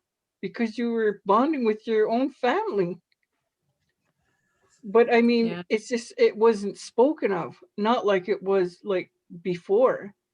It was maybe since, what year was it, Kim? Was it 2014 when we started having meetings again?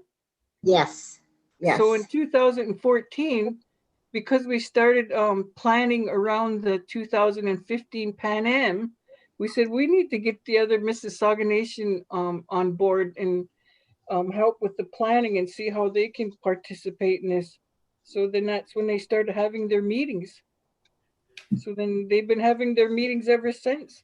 We used to at least gather at somebody's community in the spring and then in the fall, but they couldn't do any of that last year.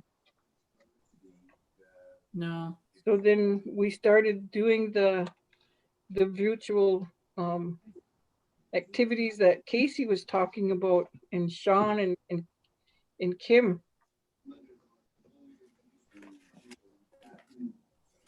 It's just trying to build up that relationship between the communities again. And to get back our teachings and our culture, the Mississauga teachings and culture, because we've lost that. We've lost all that. We've lost that knowledge.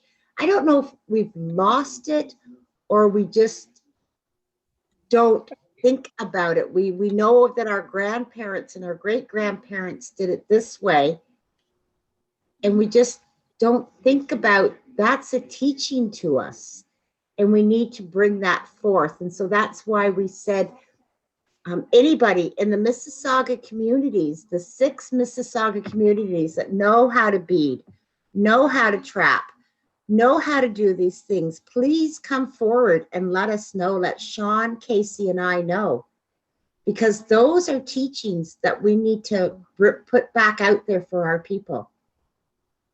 So beading, quill work,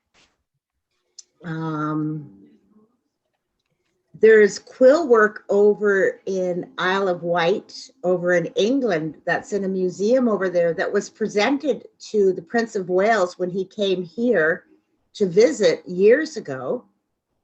So now what we're trying to do is bring that collection back here so that people can see it and look at it. And it's quill work and pipes and stuff that people presented to the Prince of Wales. And it's beautiful work. And it's sitting over in a museum over in Isle of Wight, in one of his cottages was made into a museum over there.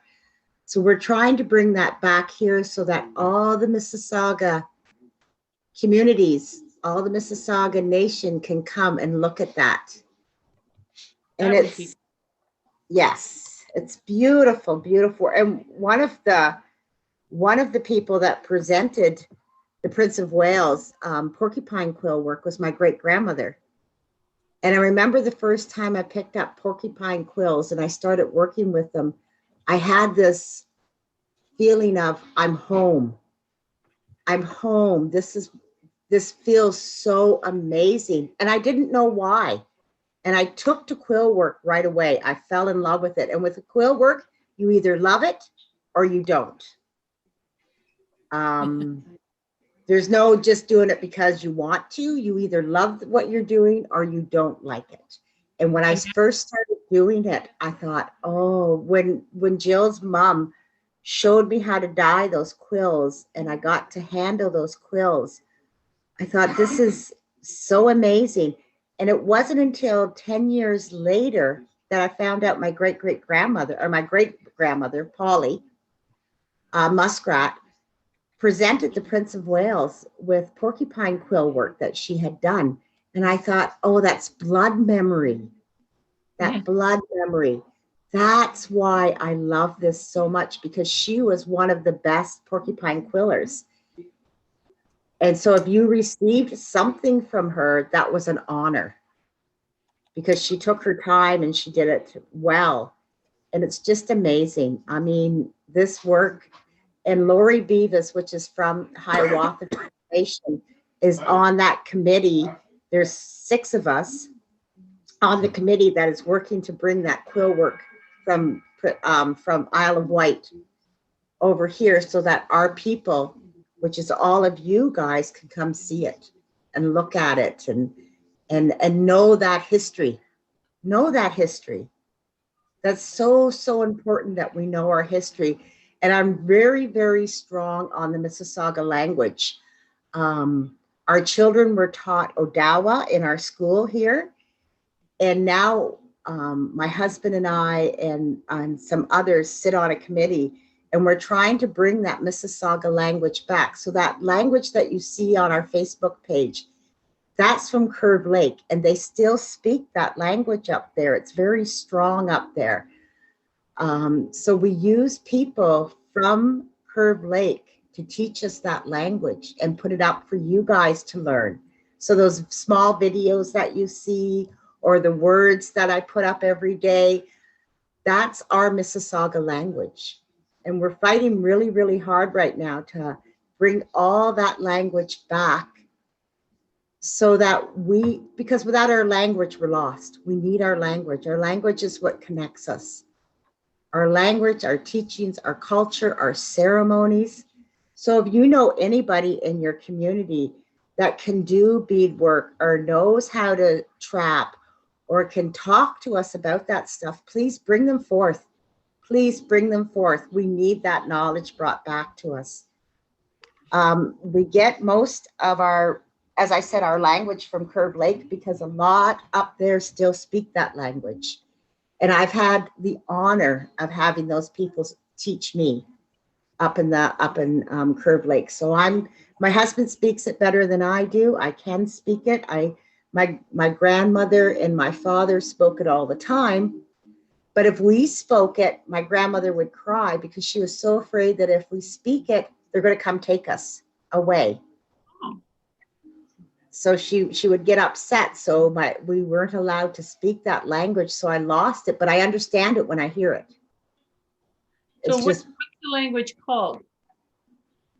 Pardon? What's our language called? What's Mississauga language?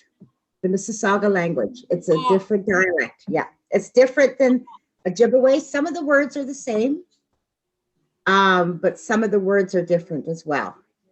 Okay, because I thought that's what our language was Ojibwe. Yeah.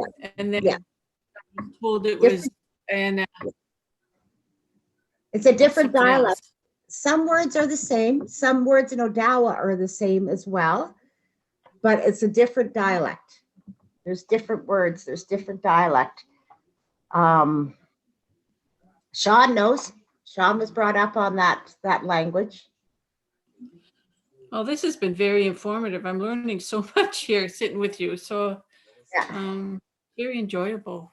Actually. Yeah, but if anybody knows anybody that knows how to do art or knows how to do crafting or knows how to do these things, please, we've been asking and asking, bring the names forward and tell us what they know how to do, or ask them to come to us and let us know, because it's so important. It's so important that we use our Mississauga people and we bring back all that teachings and all that culture and all that language. We can't do, of course, ceremonies this way, and we can't post our ceremonies on Facebook or online, because that's not who we are. And I'm hoping that once we get back together face to face, we'll be able to do ceremonies within the communities. That was one of the things we were talking about, asking families to look around and see if there's something they have from their grandfathers, their Nokomis or Mishomis, and might be antique to them, but there's stories behind it too. Yeah. Or sometimes they don't even know they have something. So those are one of the days that we're talking about when we were talking about having those enactments or those culture days. And it's I don't say we lost it. I just say that they went underground. Yes. Like Kim was saying, they were either strapped or, they were punished for speaking their language. Yeah. And we've never had to tell our story. We've always just sat back because we knew who we were. So as Mississauga people, we never ever had to tell our story. We never had to defend ourselves. We're finding that more and more we have to defend our land and who we are. So we're telling our stories now. Sorry, Jill. No, I it's fine. interrupted you. It's fine. I get I'm on enjoying a rampage. What's that? I get on a rampage here and I just go. I think these are important conversations to have. Yes, I do too. Yeah. Have them now because anybody else lose their beads? I keep hearing beads drop.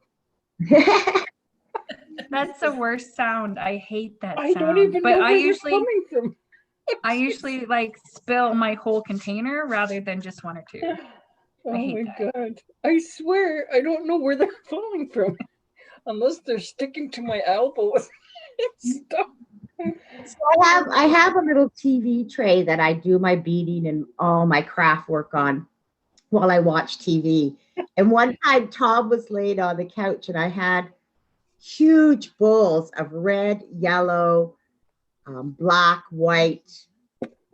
And he went to get up from the couch and he kicked my table and all the beads went flying. That was 15 years ago. I'm still finding beads. Oh God. Yep.